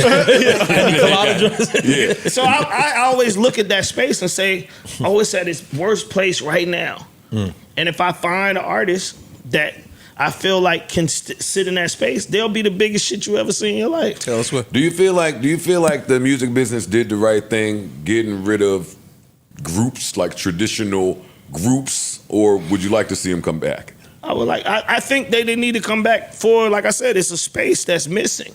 I don't think that the music industry had anything to do with it. I think that niggas got greedy and niggas start pocket watching and niggas don't even want to share money no more. Yeah. Like, nigga believe he can just take all the money. Yeah. And they can, they can. But like I said, I don't think people understand the reasons why you should have a New Edition. The reason why is because these 12-year-old girls need somebody that they can listen to that's gonna sing age-appropriate music to them. Candy Girl, Popcorn Love. These songs are for Puppy Love, Bow Wow. These are songs that are made for you. Like, I get it. The Chris Brown song is jamming like a motherfucker, but a 12-year-old kid shouldn't be saying, I eat you right. Like, you know what I mean? This ain't. But they were saying run it when he was a kid. That's what I'm saying. It was a market Excuse for me, that. miss. I just don't think people paying attention. Like, people don't actually pay attention to that type of stuff anymore. Like, where they like understand this really matters to certain people. I mean, if you don't have children, then I guess it don't matter to you. But No, it matters. I got a kid that I have to look at on TikTok, and I'm like, Ain't nothing for him. what the fuck is going on? like, you know what I mean? Like, I want to kill somebody, but it's like, what can I do? You're right. Can I ask, getting back to Magic City a little bit, what's the biggest record you heard ring off in there? It depends on what time. I think like March Madness. And then like the Meech era, like what era? The big Meech era, like the BMF era. Anything Jeezy at that time. Anything, the Gangsta Grill mixtape. I think last night I heard Air Force Ones and just like. I was just saying that like Jeezy music makes you throw money. This is what people understand. Like when that shit come on in the strip club, you start looking. No, because I'm cheap and I throw it when he come on. So as soon as them drums will circulate hit, man, it's that's it. Come on, get it ready. That's what I'm saying. It's like what? I think people be like, they don't understand that. Like if you really in there and you in it and you having a good time, you drinking, you doing what you got to do, and then they start playing some Jeezy. It's over. And it's like shit. Give me, hey, hurry up too. Yeah, let me get that. My part coming. Yeah. Jeezy music do that. That's it. And March Madness. What are you thinking about in terms of content? I've been watching the progression. I loved the Freaknik doc, and now we got this one. Are you trying to tell a series of stories just about Atlanta? Yeah, because I feel like that's my responsibility, right? I feel like I would be doing a discredit to myself to jump and talk about something else when our culture hasn't been talked about itself. That's like true. the strip club is part of our culture. Freaknik was part of Atlanta culture. People around the world knew during this time period everybody go to Freaknik. It's in Atlanta. It's not Freaknik gonna be in Chicago this week. It's gonna be, you know what I mean? That's y'all. It was in Atlanta. So it's like, yeah, I just feel like my responsibility based on what I see everybody else doing is to try to like show what we got. What do we have to offer? You know What would be I mean? the next chapter? What's the next chapter? I don't know. I mean, I got a lot of ideas, but I don't know where. It's hard because I'm very much like if I say an idea to somebody and then they don't really bite, I jump off and go to a whole nother thing, and I start thinking about something else. So it's usually better for me to throw the idea to somebody and let them start doing it, like when we did Magic City. Cole, he heard what I was saying and he stayed on it and did what he had to do. If it was up to me, probably it wouldn't have came out because mentally, I would have checked out as soon as somebody would have said something about like what they didn't want to do. Right? You know what I think it would be? Well, just whatever.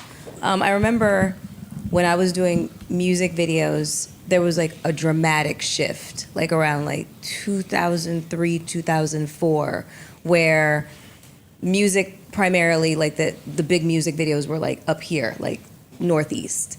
But then there was a real shift towards Atlanta. Like the video directors, they were casting the girls from Atlanta. The music was coming out of Atlanta, and also like New Orleans. But I feel like that shift in the culture and like the collective ear of everybody really made like a dramatic shift towards you guys, like around the 2003, 2004 mark. Yeah. And you think we should do a documentary about it? I mean, I think it would be. I think a fire doc. Yeah. Because, yeah. Crunk era.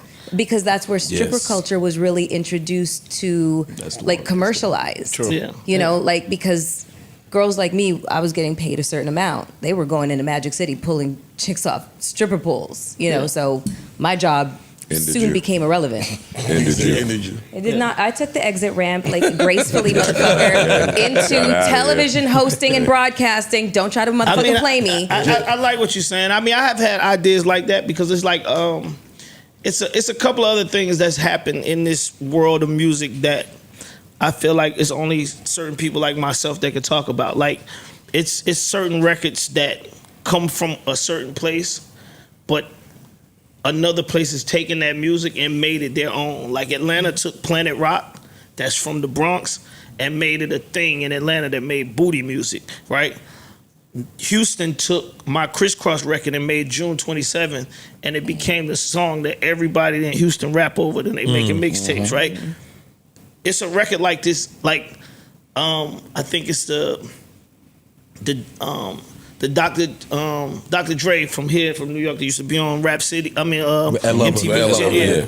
They made this Knowledge Me record, right? And the Knowledge Me record, the beat became a beat that like Manny Fresh them used in all their records in New Orleans, and what's the other song? I forget what the record was. It's a profile record, but it was a whole record. Like all of these sounds that became these city sounds came from another city. And I want to do a documentary to show like the connective tissue how people can see like this came from here. Cause you know, like New York is always like how Joe is, he's so New York, but then like New York shit became Atlanta shit. Evolved into something else over there. Niggas from New York started dissing the shit that we was making that sounded like shit that came from New York. Then so Chicago drill became New York drill. New York niggas that moved down there took over. What? This nigga always playing. I'm fucking with JB. but you see what I'm saying? Yeah. It's a real story, and even me just saying it right now, it's like Trigger Man. That's the record. It was a record called Trigger Man. That's the record that's in Back That Ass. It's in damn near every. Help influence bounce music. It's part of like the whole bounce music was made based on this one song, right? And I just feel like that's the type of shit I'm talking about that used to come out when I was a kid. That was stuff that was about hip hop that I didn't know we even wanted to see, right? That it wasn't like a whole story. Jermaine wasn't doing like press and this, like this. Just put some shit out there, be like, boom. Oh shit, I ain't, you know what I mean? Because I feel like these kids they're not getting educated in this. They just think hip hop is music. So instead of like a star is born, a sound is born. Huh? Yeah, like that. Like I just want to make sure people stop making shit seem like hip hop is not music. No, it's much more than music. No, don't do that. Hip hop is a mindset and it's a lifestyle. In terms of Atlanta documentaries, I was just saying to Mark, we need a Crunk era joint, yo. Yeah. Like that story. The whole era, like a lot of people missed it, but when that sound even came up here, it was a game changer. Yeah, how is he supposed to make his Thriller? Focusing on Crunk. He said he's not gonna give a Chris. That's what a Thriller at. Is there Atlanta artists you haven't worked with yet that you kind of like? No, this album, that was my goal. It's like I used only artists from Atlanta, and I work with all the artists that I have never really worked with before. All right. So. Like I said, I got Lucci, K Camp record. I never worked with Lucci before. Me and Lucci actually connected in Magic City, right? After he got out of jail. So it was like, I got opportunity to work with all of these artists that's in my city. I really didn't have no Quavo record. So I got Quavo Ludacris record. I got a bunch of records that's just like all these artists that I never worked with before. So I kind of closed that gap with this album. That's fire. Are you still doing the vegan yogurt?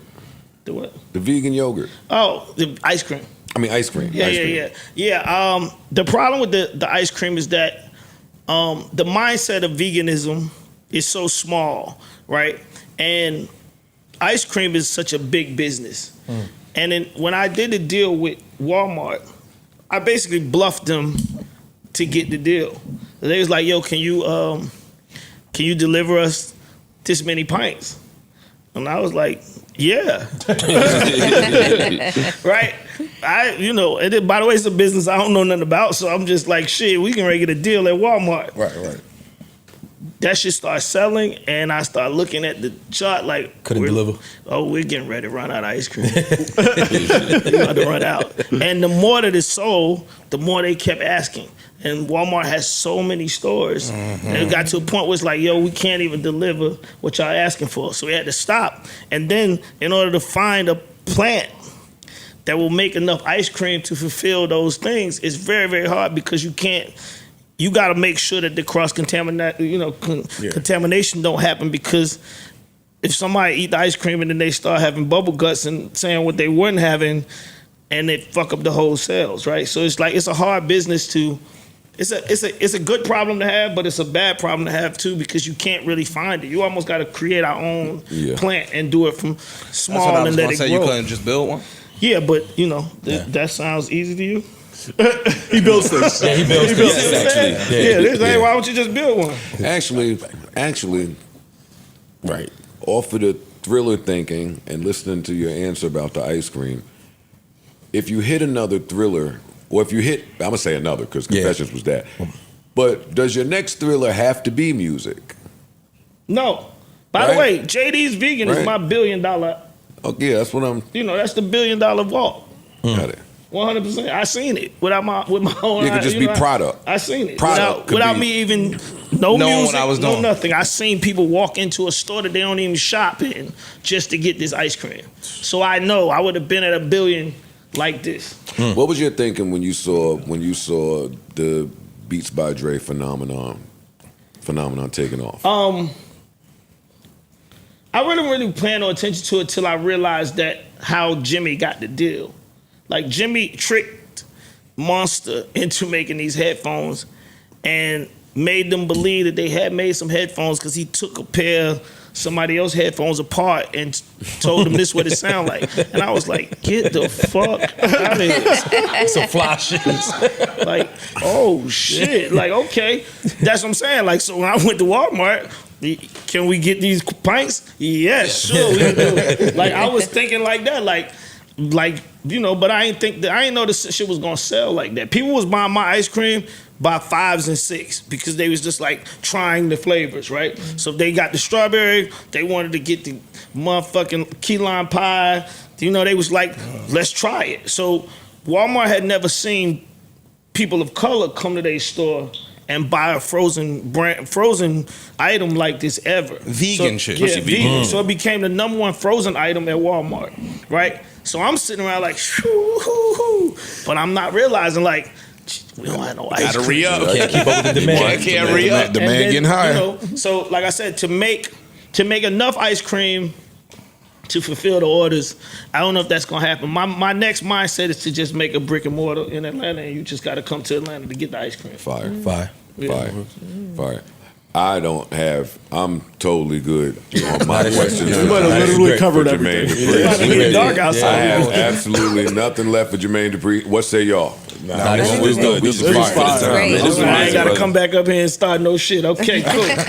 You should. You should come back up here and start more shit. You normally start I'm gonna let Division come because I'm gonna let y'all have y'all. And you on that list, man. When we talk about producers and writers in the industry, you are the top of the top. I don't Thank think you. you get to Thank told you. that. You don't read off the top. You know that already. But sometimes it's good for, sometimes I'm niggas with you. need to hear it in I'm public. with you. We don't talk about him enough in those I conversations. need to hear it. Yeah. That's what I'm saying. Like, that's fucked up. Like, I don't need to hear it. I can't answer. No questions, right? That's why I stay in Magic City. Like, They show love all the time. Yeah, they gonna show they love. love me. It's worth the 10 a week. I gotta Fuck it, stay right? where I'm loved at. They love me in Magic. That's funny. How many episodes is the docuseries? 5. 5 episodes. Magic City is out right this second. Yes. Yeah. Out Yes, right now. yes. Go check it out. Yes, please. Tell them where they can find you on social. His Twitter is. Ladies and gentlemen, Jermaine Dupri.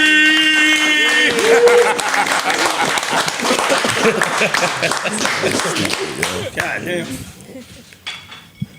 Make some noise for JD. That was fine. Yeah, that was fire. Five. Great interview. Another interview for your head tops. Another one. Wait till they see what we got lined up next. Yo, we got so many fire interviews lined up for y'all. Where we next about to 12 will ask be shit that crazy. they answered already in other interviews. Oh yeah. We ain't about to ask nothing crazy. You know what I mean? Y'all sit right there and wait till y'all see what we got lined up. Just a few quick thoughts from me, and then I'd love to hear from y'all. The Amani for Flip trade when a music guest comes. I ain't going. Make some noise for that, y'all. Come on, make some. Yeah. All right, that's peace. All right, You fuck y'all clapping too. now? Mel, He is better. He is. you always take it to the next Flip level. gonna see this. Flip, fine. Well, Flip don't really say anything. Yo, make some noise for trading Flip for Amani when the music guest comes. Fuck y'all talking about. All right. Well, it's fire. It's a Salute. That's I don't the- even like that niggas ain't that's even the- give it. Yeah, I said They that's don't crazy. know. I'm not. That's crazy. They don't know. I shit. appreciate you being on the interview. But Yeah. Flip will also yeah. be the first one to say, I shouldn't be here. Agreed? I don't know, because a lot of people want to see Flip be No, wanting to I'm go saying, home no, and do Flip his is thing. If the it's just one based who off will your say questions, that. he's saying that. But the guests be wanting to meet you. But your questions, Flip is saying, don't need to be involved. That's my second note. When Mel asks a question, Okay. I brace myself. Say fuck less. I will mute up the next 5 interviews. Am I the Mute. only one? I gear up like, oh shit, where the fuck is this white lady about to go? Did I do okay? You do great. right. It depends on what mood you're in, but you were absolutely great. You're It- such it- an asset to this team. It really depend on Her mood and that no the chemistry between her and the guest. Yes. That's what it depends. Like if they kiki and all of that, I ain't worried about it. But if I don't see none of that, and then Have she I go to ask had a bad question, chemistry with a guest? Oh, Yeah, yeah. yeah. Oh, Have I had bad chemistry with a guest? no. Sometimes Not you have bad, great chemistry But with a guest. we've seen where it hasn't been the great chemistry. Ooh. I'm not doing that. Yeah, we're not going to do that. I'm not doing that. I've seen you not have the greatest I've seen it. chemistry with a guest. Oh, I can't Or wait. the guest may Off not have had the camera, greatest I cannot chemistry wait with for you. you guys to tell me. I Or you can just pick might have one. not had no questions or anything that you could have thought of. Seen? No. Stop. You just got here.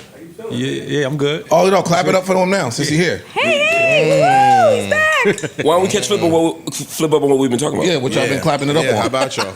Everybody was clapping shit Don't since let you you share. out. Don't let you. What? Well, I don't say nothing behind nobody back that I won't say. I in know their you face. say it again. What the fuck It's y'all not my talking seat. about? Yeah, I'll say it again. I was For clapping interviews, up. it is. You said what? For interviews, I think it is. Oh, you watch your fucking No, I'm not. Nigga, I've been defending you. I'm trying to tell you what they just said. No. Let them say. You know what? I'll let them tell it. Now, hold me there. If you held me down, I'll take it back. Who said what and say it to my face? There we go. I said, let's clap it up for the Amani for Flip trade. When the music guest comes, like, let's make some noise, but nobody clapped but me and Mel. Oh, And I pointed out that Mel clapped, and she said, well, he is better. Hold on. So hold on. Exactly. Hold on. That's where you need to be directing No, your no, This is hold why on. she's such a white lady. Look at her. Mel, did you say this? No, so hold on. That's the first. So what I would say, no, so what I also said is that Flip would probably be the first person to agree with that. Because when it comes to interviews, you don't really want to participate. I don't think he would agree with that. Nah, I don't know. But he's here. He can speak. For himself. I agree that everybody's better, but you shouldn't say that. Yeah, that You know, you shouldn't say that. I'm very disappointed. not only did you not hold me down with the people while they was kicking my back in, not only did you not acknowledge the fact that you snapped your finger at me while I was sitting there, mind my business, said, I need your energy to turn up. This is what you did. I did say that. Come on, turn up, get it together. Come on, this you is know all what to behind do. the scenes stuff you're talking about. Yeah, but then they kicked my back. But in. Why you? That was kicking your back in? No. The He's not people. talking about that now. The people feel like you were quiet for a whole hour. That's what they said about me. And then as soon as you got back on, an hour in, you started. The first thing you say is to get at Mel. You taking the hit for her? You saying Honestly, because I don't even know if he's explaining it to the extent of what it is. Flip is bearing the brunt of how his relationship with Mel comes off on screen. Mm-hmm. Flip is with no defense. He's taking it, and it's like Halle and Justice. It looks away. Halle Berry and it's David Justice. Yeah, David Justice. It's the same thing. Well, not that, but yes, same premise. To an extent. Yeah, and Mel is kind of just letting him and not speaking up. They thinking that, yo, nigga, why are you obsessed? Get off her dick. Stop talking about her. Stop joking with her. No. Stop focusing on. But she won't never say. I'm saying, but do you ask Mel to come to give you some defense or some type of? No, I didn't ask Mel to give me any defense. No, but Mel and I have understanding. If I go too far, Mel would tell me. But I was surprised that Mel did that. Mel came for whatever reason. I thought it was dope, and I came in and turned up. You did. I thought that was, and also I really have not been online, and you know this. Well, you always say that, but you be finding out mad shit. Hey, Mark, did you see that tweet from Brad? From Brad? Did you see that tweet from Pierce? Come on, you be seeing shit you ignore. I really haven't. Everybody needs to stop that shit. Yes, everyone sees everything. I never say it. Don't nobody else say it. I see everything. He's the only one that say that. Every word. You mute everything. You mute I Freeze do that. I found out Freeze way of doing it. I tried it. You can really not. No, you can mute everything. Yeah, you can mute You it. control everything you see on these apps. That's why I don't get people complaining. I saw Amani crooning while folding his laundry on Instagram, thirst trapping to Donnie Hathaway. Amani he got so much he up shit. now. He got so much shit in the Matrix. Yo, you up now though? They kill bitches want to suck that cat. They do. But stop. They would have put their tongue on the bladder itself. Yo, I told you. I told you to stop. See, both. You know what? You know what it is? You're doing the bullshit again. No, both of y'all. Y'all both like to do this thing where y'all go ahead and take. I just spoke to you on the phone yesterday and told you bye-bye, and you got mad. When I said to you on the phone. You said, get the fuck out of there. I said, bye-bye. He was, what the fuck? I get looked at away because of y'all's relationship. What do you mean? Because of you and Flip's relationship. You know, this is a segue to my homie court segment that I have written on the board. I just want to say this is a segue to your homie I have Joe homie court on the board. Oh, that well, I wrote shit. down. Don't tell me about this shit. Don't tell me about this. Let's get to it. 1,000%. Parks, get the music ready. Cue it up, Park. 1,000%. You know I'm working on it. Oh shit! All right, let me get. I didn't even know that was. Freeze, you pandering? I'm just asking. Wait, you know what the charge is? He don't know what the charge is. He don't know. All right, here we go. My fault. I can't believe Wake up, nigga. I can't believe I'm recording. You know what it is? I ain't told none of these niggas. Oh, okay. I saved it for the pod. I was gonna hit you, but then I said, I know how you are. You want. Bring it here. Shit, that fucking That's true, couch. I was gonna hit you after the last pod. That nigga, he checked out an hour ago. My man, okay. I don't give a fuck, nigga. I love you, nigga. And I'm being in the Vest Fest with you. I got my passes, nigga. I slap fire out you. You don't let me stay in the hotel with you, nigga. In the hotel. Don't let me stay in the hotel with you. He tell me to get my own room. I'm violating his room. Yeah. He got to get the room with the 2 joints, the 2 beds, or the 2 rooms. He said if we get a hotel, the door. I'm Just get the you. doors. Yeah, just get the door where y'all connected y'all. And you got to pay for that. And you gotta leave the door open too, right? I get my fault. Nah, Yeah, yo. Last Patreon we did, you basically threw Imani's shit out there, and he kept saying I knew it. he didn't want it out there. He kept saying, I don't want to talk about this. I don't want to talk about this. And you ignored that and threw his shit out there. Oh, I ain't know I was part of this. All right, cool. All right, let's get in. I am on behalf of my mans, though. 'Cause I would want somebody to hold me down that way. Hey, listen. You felt the way about that? I'm dead ass.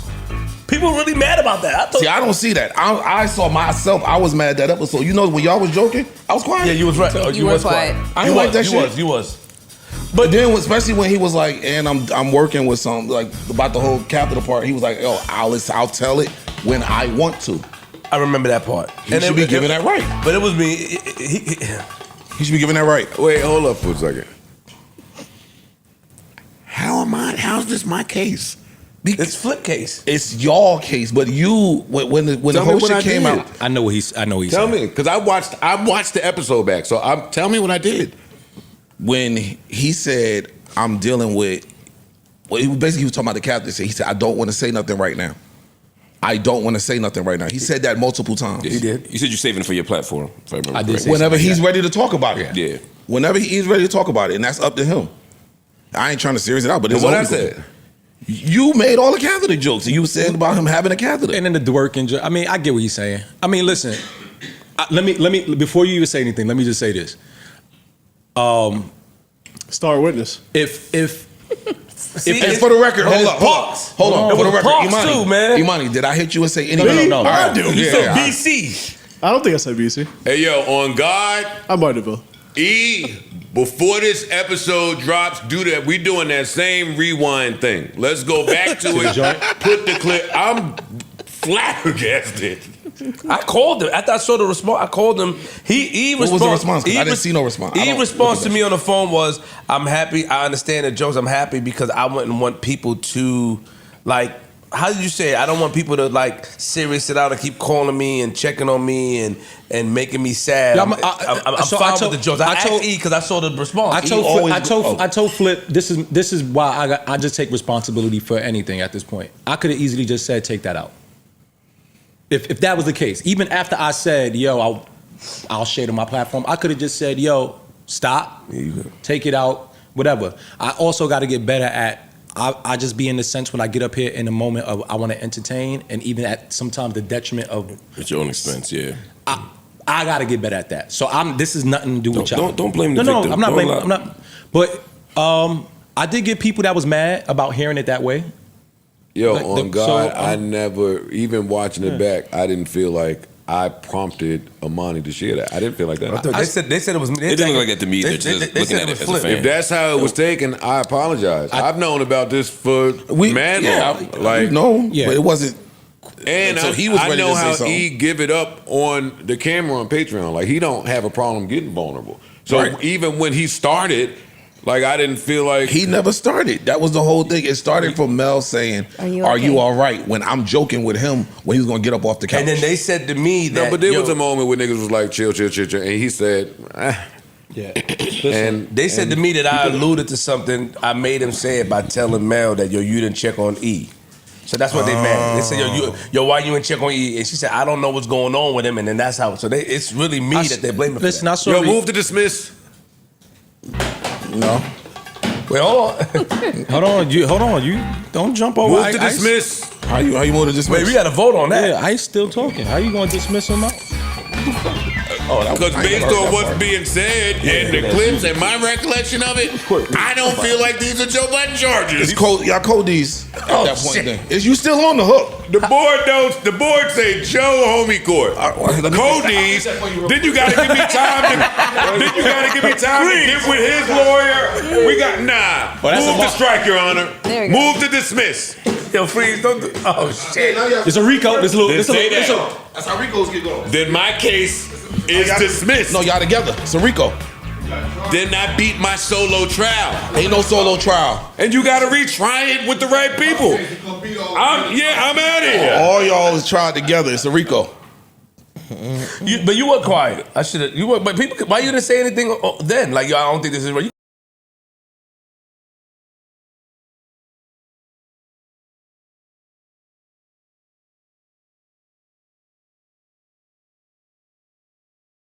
Rock would be the Particular judge instance. because he wasn't here, so he's Yeah, completely. And he watched the objective. episode. I watched the episode. I think this is a not guilty. Oh, I think it's a not Make guilty. some noise for Joe Budden not guilty. Actually, And Flip. Oh, both of them. Yeah. It felt like a conversation that he wanted to have, and he was willing to have. That's why I've been quiet. I ain't want to, but I didn't want to have it. So I found that out later, but I'm saying, knowing how you give content, I mean, like 2 weeks ago, you'd be like, I'm not speaking to anybody. Like, you perform, you entertain. So to me, I thought that was part of how you were. But he's cleared that up and said he did not want to have that conversation. That don't matter at all. I'm with you, but I'm saying I can see how somebody wouldn't know that. She didn't want to do it. Yeah. She said she didn't want to do it. Listen, And he, she. He's hurt. End of the day, I'm I with you. was cool with it. I did thought see a lot. this was I did see a lot America, of people feel like.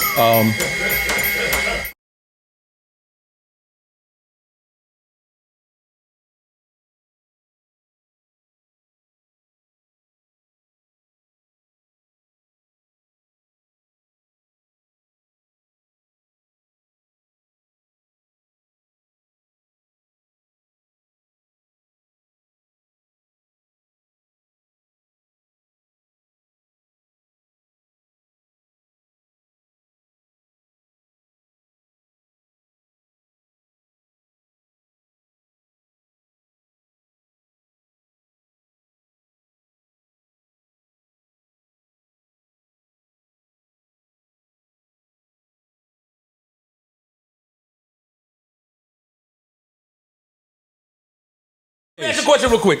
Do you feel like the response? I don't care about that no Let more. me just ask. Oh, all right. Do you feel like the responses that you're getting, the feedback you're getting from family, is why you want to take niggas to court? No, 'Cause you was fine. no. I called you personally. No. Like, well, yeah, No, what I want to take to court got nothing to do with that. another case. I mean, it's intertwined. Me and Joe or me? It's intertwined, but I do agree with something that that's been said. And at first, I was kind of like, whatever. I do think that you and Flip are very guilty of, even in a moment where we should level and have some level of like seriousness and some real discourse. See, you adding to it now. No, I'm talking about this nigga. He can't I think- breathe. I think- all that dancing and shit. That nigga tuckered out. He about to choke. He about to die. Don't cut him out. Look at him. I think you and Joe lean on focusing on a joke sometimes more than you need to. Okay. I think it's lazy sometimes. Fair enough. I think it's lazy as far as having a conversation. I think sometimes it's easier to lean into that instead of having to deal with the conversation in a serious way. And their emotions. And then it could come across as insensitive. I don't think any of y'all are insensitive, but I think it comes across as insensitive when you handle everything like a joke, especially someone having No, that's cancer. true. Y'all got another topic? Come on. You did that?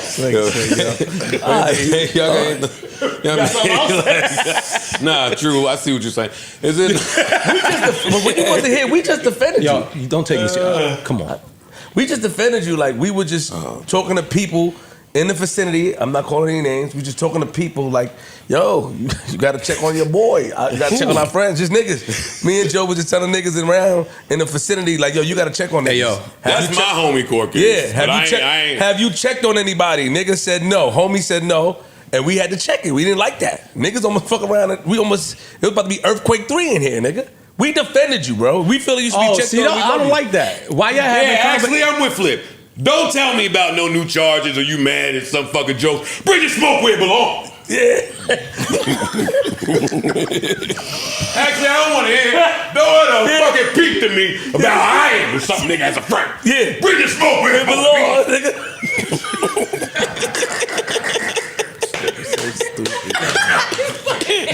Yeah.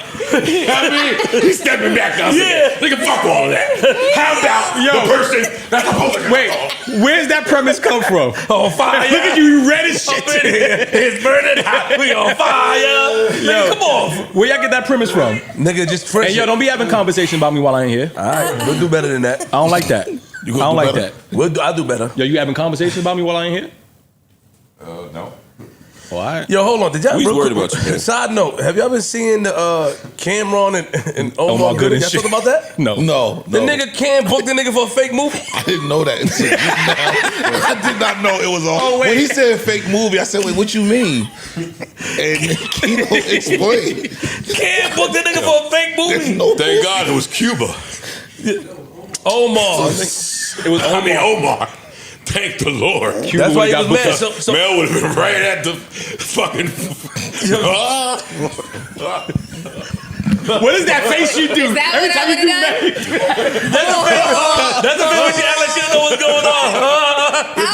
You do that shit though. That's the dance. Where's the bathroom? Where's my truck? He keeps shaking his head. She do Mel that. don't even know his shit. Oh my God, Mel would have been in Detroit. I think so. Thinking she's shooting something. Wait, but what they beefing? Omar. So go ahead. Cam said on the show. You want to say it? No, please. Cam said on the show he called Omar Gooden Jr. Omar got offended. He said, "No, I'm not There's a no junior. junior, yeah. Cuban is a junior." So Omar made 2 diss records of Cam. Cam said it was just hot. that. One of them was all right. They was all right. That's what I'm saying. I didn't know he spit. They was One of all them right. was- Cam bad. responded back with a freestyle. Then Omar made 2 more diss records. So then Cam said, "You know what? Let me just book this nigga for a movie."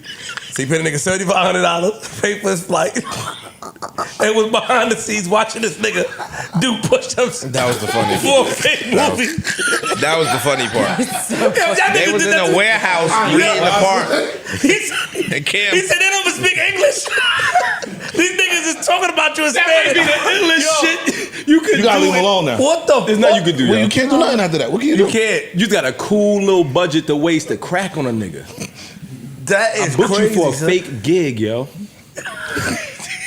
$7,500 a movie, niggas out of here. He only gave half of it. Oh, right. it's 30 Front end. grand. It was like 3,000, 3,500. Yeah, What yeah, that yeah. is? You know I'm bad, man. But 37.50. 37.50, but he said he only gave him $3,000. Oh, he took. He walked around with his belly out, doing push-ups for $3,000. Thank God. I'm glad y'all squashed that beef. Oh my God.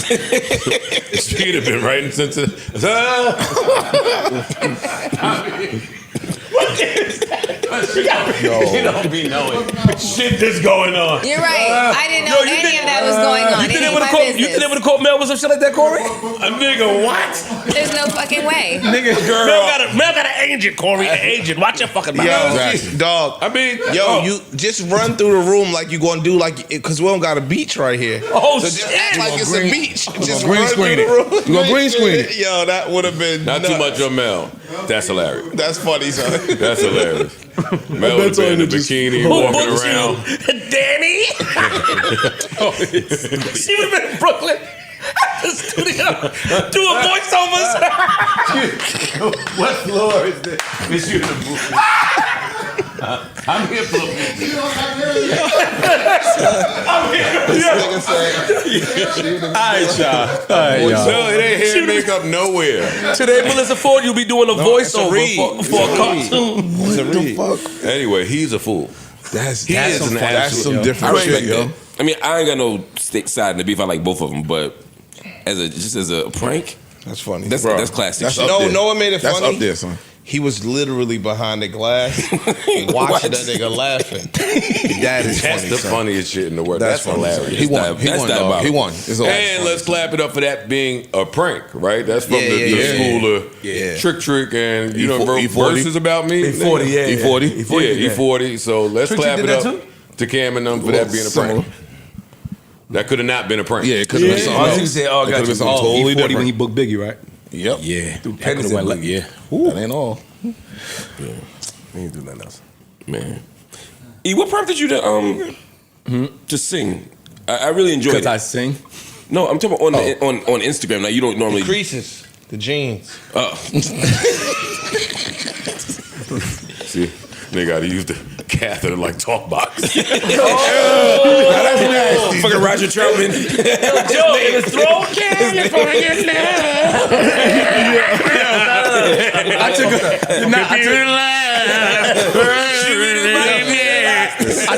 Y'all took a puff of some weed. That nigga's like, oh, I'm getting that catheter nice and cloudy, right? I'm so impressed that he is walking around with that shit. I ain't gonna hold you. Are you in pain? I'm good. Shout out to you, E. I've just got my shit on, bro. Yo, Yeah, I can't remember. Bro, as it should. Bro, you see a stomach. What, nigga? We see y'all stomachs through the shirt. For real, this couch. How dare y'all? Y'all should catheter some of that shit out of there. Yo, y'all never thought about a catheter? Like just on some nine, just getting it. no, nigga. All right, forget it then. Forget I even mentioned it. No, but I'm glad you're doing well. I watched the show. I was away, and I was really genuinely worried about you. I and your appreciate it. Now well-being. you give me a call. You should feel like a real sack of shit now that the news is out. Not at all. Oh, yeah, fucking joke. You the first person I thought of. I said, now that the news is out. Mark's little fucking jokes. I was thinking about all the material I missed. Yo, you know what's crazy? You got some more shit, right? I started workshopping shit now. Hey, yo, by the way, too, people been hitting me up. Appreciate y'all hitting me up. I want y'all to know I'm about a week away from my last treatment, so I don't want people to think I'm going through it to that check. So we love you. Week away, but like my life ain't slow down. One aspect do it. Still hoeing. Well, I mean, One aspect slowed down a little bit. No, he Puerto Rican. They ain't stopping. You had a crazy year last year, though. I know it. I know it. Yeah, we know. You had a crazy year, though. That nigga was singing everywhere. He's singing dubbed everywhere. Some of the baddest. You did a marathon. Your credit card declined, so you couldn't get in the marathon. Yo. That was last year. I just tell you, Dubbed some of the illest. Yeah. Biggie Smalls is the illest. When you talk about Willis, Long from Bedford stuff. he dubbed the shit out. Yo, you dubbed the shit out of that boy. Anyway, moving on. What happened to that Yeah, boy? Y'all too, yo. It's y'all too. Y'all gonna get him It's started. me. Y'all need HR. It's me for sure. Corey. If Corey was HR, nigga, we get away with a lot of shit up here, nigga. Niggas be locked up. Yo, I wish y'all could have been there, but it was too much going on. Nigga, Mel, we said Mel. Yo, tell me what happened, bro. No, because we might even talk about it before up here. But when we sent Mel to HR, like to talk to him, Mel, like, before she went, oh my God, the culture, I can't stand it, I don't know what's going on, and if you don't do something about those guys, right? We said, you know what, this is real. Yo, fix your laptop. That shit about to fall. We said, yo, this is real. Oh, this serious. Yeah. This is serious. Let's send Mel to HR. Put Mel, and it was a woman, black woman. When she left HR, she was like, yeah, you know what? I think me and the guys can work it out. I think me and the guys can fix it ourselves. You did say this before. You said this. I love Mel. I absolutely love Mel. Mel is the greatest. HR talked you off the ledge. I must say, No, it wasn't They came to that. understanding. No, it wasn't that. It wasn't that. What happened? Well, what was it? It was her suggestions. I was like, you know what? On second thought, I'm gonna save them. I'm gonna save. Oh, you saved us. Are you Mel?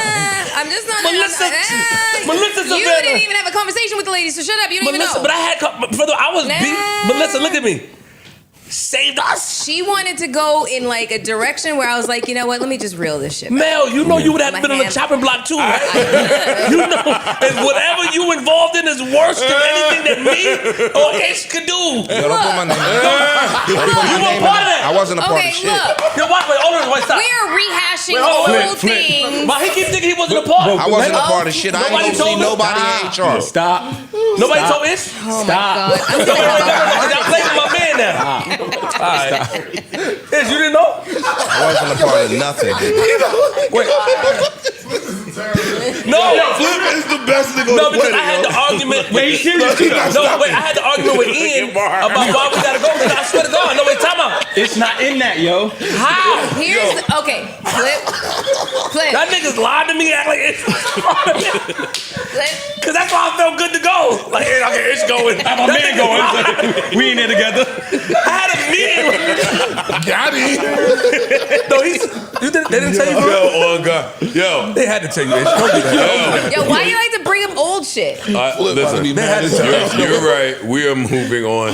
We're not mature enough for this shit. Absolutely hilarious. shit. This is the greatest shit in the world. Just know that Mel's the best. I'm right with Mel. Fuck the other shit. She was just shooting head balls, nigga. Like, it would have been over, nigga. Magic Johnson would have done that from old shit. It would have been... whatever. I spoke too.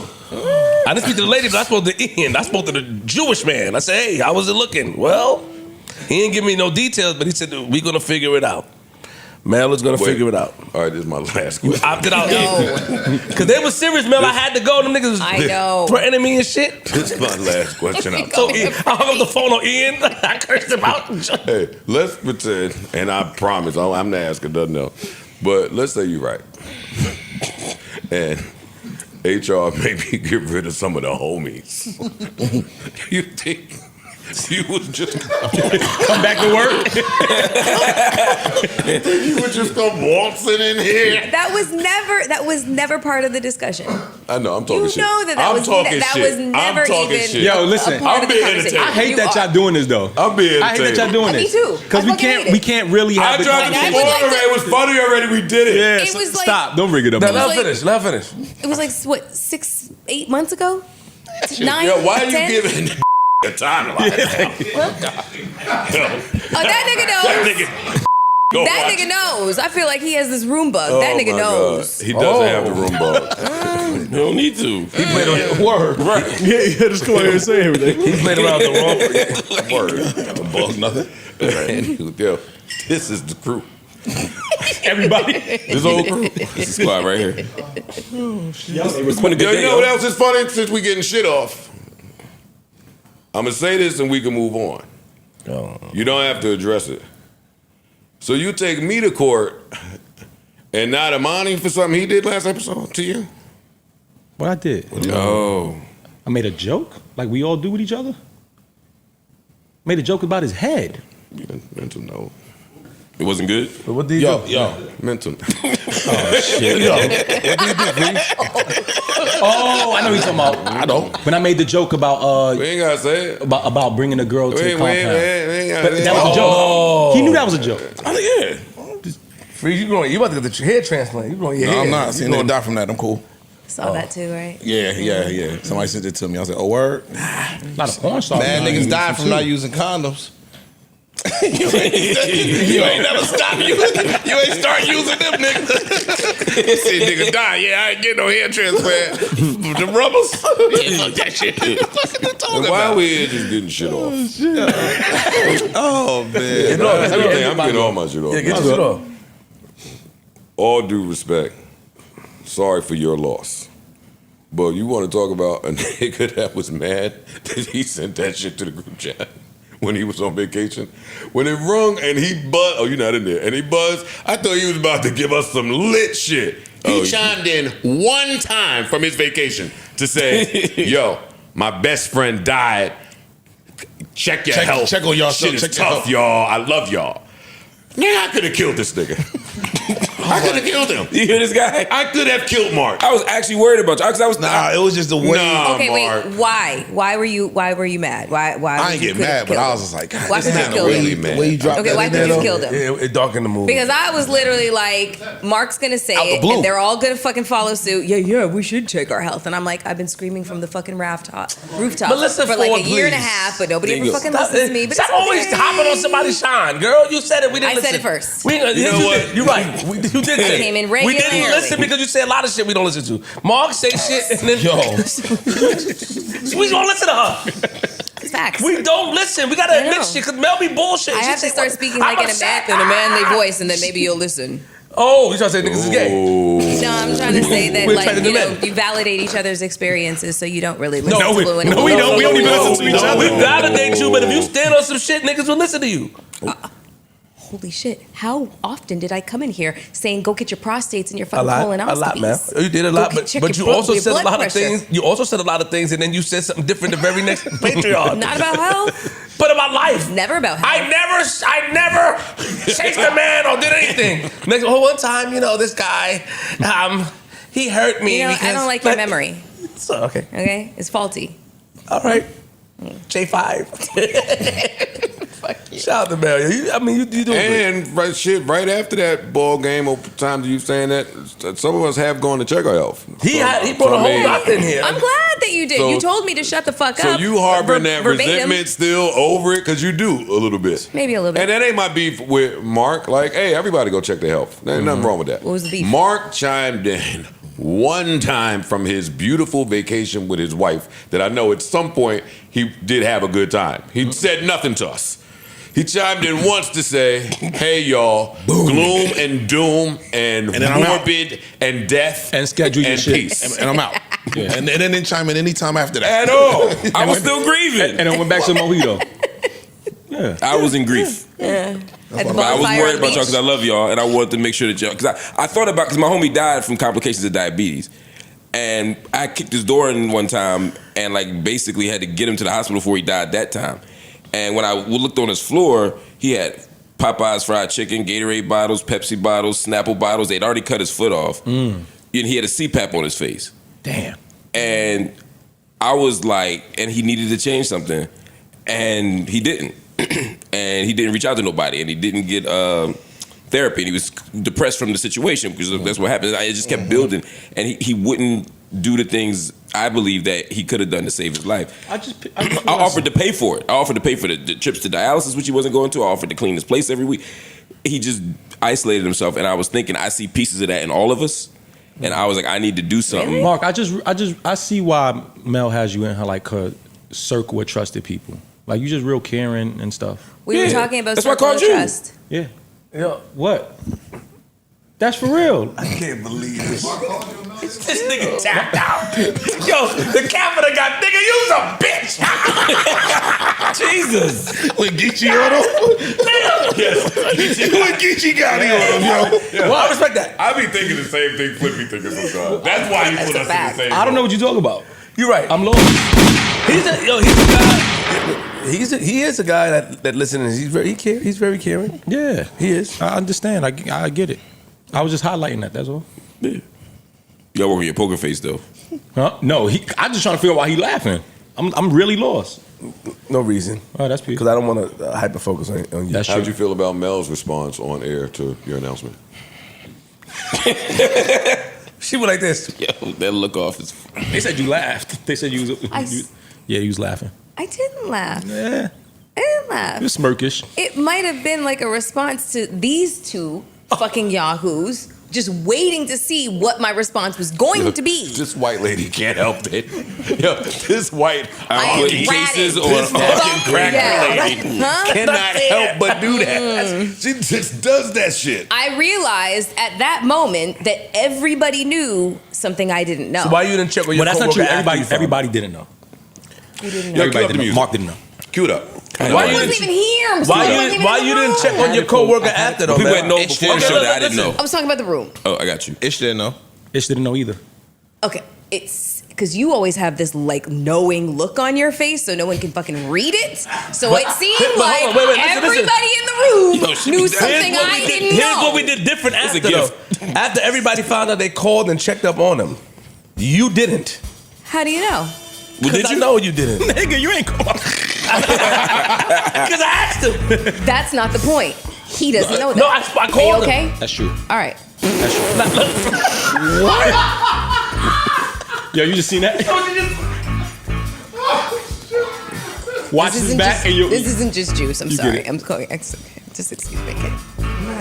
That ain't right. Melissa Savannah Ford. Come to the court. How did this? I'm not. I am not. You're being brought to homie court. I wasn't gonna do it, but listening to you, I just can't. You've been throwing niggas on the bus for 3 years. All right, listen, girl. Charges pending. I think that you have an adverse, and for lack of a better term, reaction to trauma. And I'm calling you to the carpet for it. I agree. No. Thank you. I need the music. Come on, Mark. We need you, doctor. I'm in defensive mail on this. Wait. Yes. Go. I'm saying Let me see your phone real quick. I don't man. think she got the right response to it, but I don't think it's like. I think she actually doesn't know how to respond. Like when I see your face and you smirk, I don't think you were smirking. Oh, nigga, bladder don't work. I think it was more like I'm so uncomfortable. I don't know what to do. Yeah, that's what it looked like to me. That's what you're saying. It still works. But then, if you're so uncomfortable that you don't know what to say, then Say that nothing. speaks to what I'm saying. But there's a difference between that and like cruelty. Like He never said that. You Never said introduced that word. You just said that very no, wrong. I know. Oh, okay. I'm not accusing her of being cruel. I'm accusing her of having an adverse response / reaction to trauma. I feel you. I just don't think that makes you a bad homie if you're doing it because you can't control it. It comes I'm up not in calling it comes her up a bad homie. It, comes What's up homie in court? it just comes off Homie court insensitive. just mean you addressing something amongst your friends. Okay, so That's all it is. Just so- comes off That's as it. insensitive. Okay, so let's also talk about the moments in my life that have been really traumatic that have been made jokes of up here. So yeah, possibly. Wait. Yeah, Wait. but, I know I'm not at it, and I'm not adding you. So then if I'm it's not my moment, I'm that's- not adding you. And however, and She's hold talking on about one the second. culture And- of laughter. And hold on one second He here. just said a couple episodes, girl. That bottle. Right. That bottle almost. That's what you said. I said what? Right. Yeah. And you mentioned. Right. So when you were sitting over there and I saw that there was some kind of exchange between the two of you and Ice, I was like, wait, are you okay? Because I truly didn't know. Because I had no idea. Nobody told me anything. I wasn't part of the cipher. Did you care? Well, nobody told me nothing. But what they saying is once you found out, Can we get did some more you music, care? Parks? Thank you. That's what they saying. Once you found out, did you care? Of course I cared.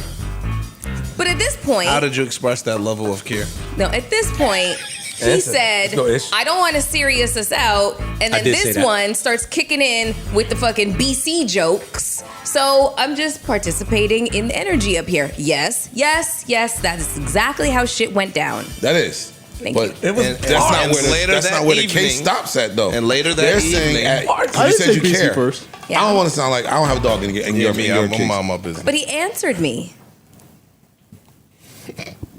Mel. The day after and Wait. when you, all of that at any point. Ish, where you 'cause going? said you cared, did Anytime you check in? experience anything up here, niggas went home and called you. Anytime you announced or made an announcement, yo, you okay? I called you a couple of times. Okay. I'm pretty sure Joe called you. I'm pretty sure people called you up here. I'm even pretty sure Mark called you, whomever. I spoke to you on the phone when something happened up here. I'm just saying that. Mark's a new addition. Listen, don't hijack my case from me. Okay. I don't even want to include us in my charges Respect. to her. Sorry, man. It's your response to the Amani shit, Exhibit A.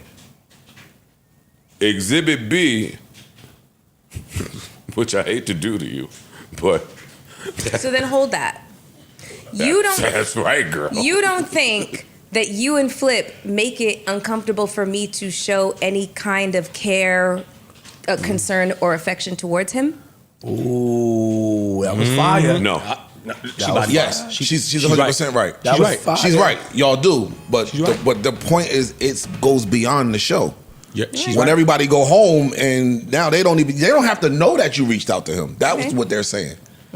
Ish is saying something that I agree with him on. But if we're talking about on the show, for her to show any She level can't- of she can't even genuine look at you hard on the concern show. here, It's gonna it go would not crazy. be received the way At all. that it wouldn't be Agreed. received. But we didn't make it like that. We didn't make it. But What? him and I didn't make it like that. No. Yes, y'all did. Y'all we made did it not. like that. No, they did No, not. we did not. Yes, They did not. y'all No, did. we did not. Y'all No, made we it. did not. Did. Oh, No, we did they not. made it like that. Not not. us. Him and I didn't make it like Yes, that. you They, did. they made it Yo, like that. I'm Don't not do gonna that. hold you. I'm on Joe and Flip side with Yeah, that. y'all made it like that. Y'all not made us. it like that. that. Could have been just y'all chose And the. that would have been over in a matter of Wait, fact. if y'all don't hold Towing on, the get the motherfucking fuck light. out of Yeah, here. you're First bugging. off, let's get something clear. The insinuation of anything up here was not done by me and Mel. It was done by you and Joe. That is the start of it. That's it. There's no other point to add to it. There's no other point to drop on top of it. The insinuation, narrative, belief or not belief to it But was all initiated from but y'all. where did the facts start? What facts? Where did the facts start? What facts? The fact. What fact? I just want to remind everybody that whatever we say here, we keeping. I'm making an editorial decision. I don't. It's been such a good day, too. As I It's said, been such a good I've It's just day. been done this great, too and many we are times. rounding We're the corner towards the end. 7:22. Oh, please. But listen, y'all keep hijacking my case. I'm not trying to talk about Mel and us. Okay. Okay. Or y'all. Go ahead. I said that was exhibit A. I had more exhibits that have nothing to do with us. Okay, I was just responding Okay, go to ahead. when that But was brought I up. don't want to do that. Yeah. Exhibit A, I can hear y'all. Y'all are bad whisperers. Exhibit A, her response to that moment, she has a defense for it. Two, I mean, and I hate to do this. I do. Sure you do. I hate y'all keep hijacking my case from me. Make your case. Now go counsel. ahead, hash it out. Exhibit B, Malcolm Jamal Warner. Oh, he went there.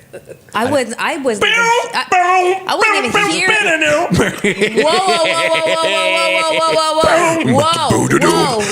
No. We stop it. It's y'all. Fucking kindergartners. Yo, let me tell you something. Your son has nothing on these two. Nothing on these two. We so immature. You are so immature. Slapping the bass, right? You went crazy on the bass. This is for my G's. This is for my. What's so fucking insane is I wasn't even here when the news broke. I was in LA shooting a fucking movie. That's number one. I think they're referring you to being in the YouTube studio. The YouTube studio? That's what y'all were talking about. You're talking about. Yeah. I was in that YouTube studio. What are you talking about?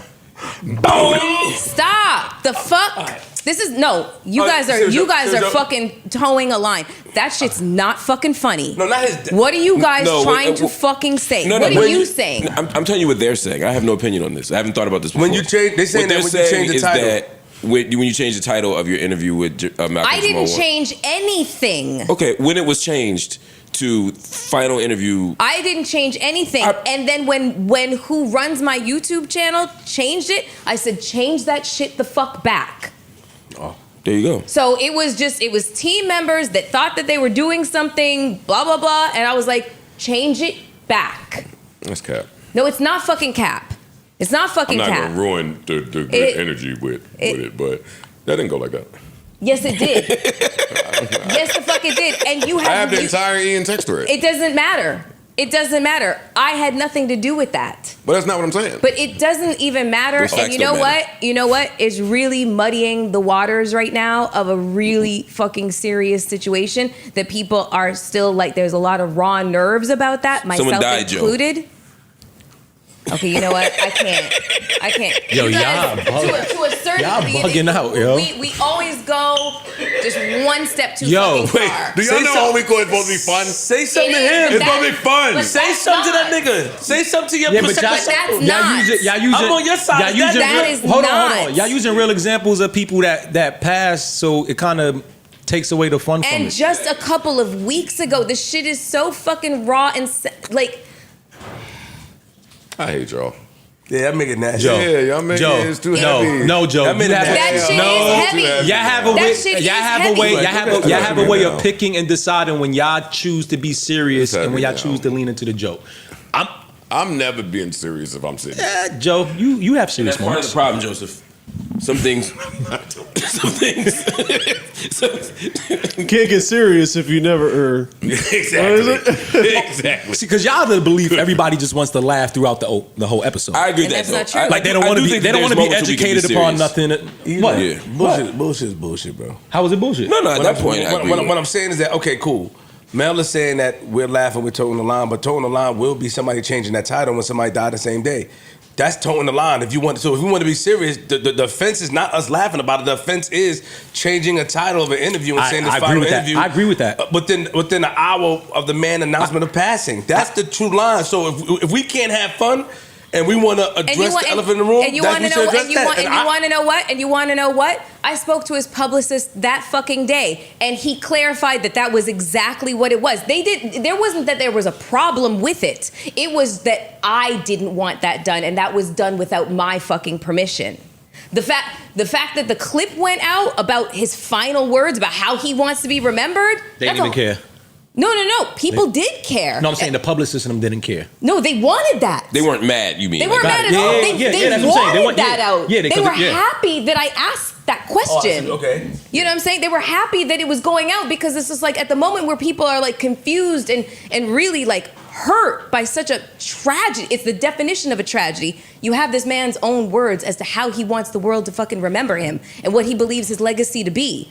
And it just happened to be me that happened to ask the fucking question. So they had no problems with that. But it's just like, y'all just made that shit seem real fucking ugly right now. I don't like that. Look at that nigga. That nigga mad. Look at that nigga mad. People had an issue with that, man. You stepped on your own. I don't give a fuck. I don't think we should stay here. I don't think we're going anywhere good. Let's go. This isn't interesting to the audience either. I think this should be fun. I love you, and I meant no. Homie Court is supposed to be a fun and a vibey. Yeah, say sorry, nigga. So Homie Court is normally fun and funny. That was not okay. Yeah, but Joe took it too far this time. Say sorry, Joe. I just did. No, I didn't. We ain't hear you. Mel.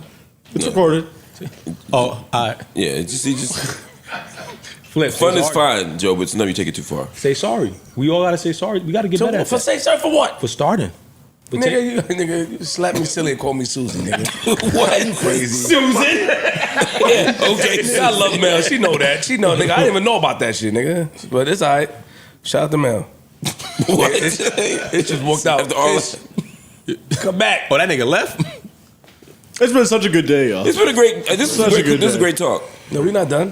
What the fuck? At all. Flip said he came Sky back in. just started doing something beautiful too. We gotta catch this.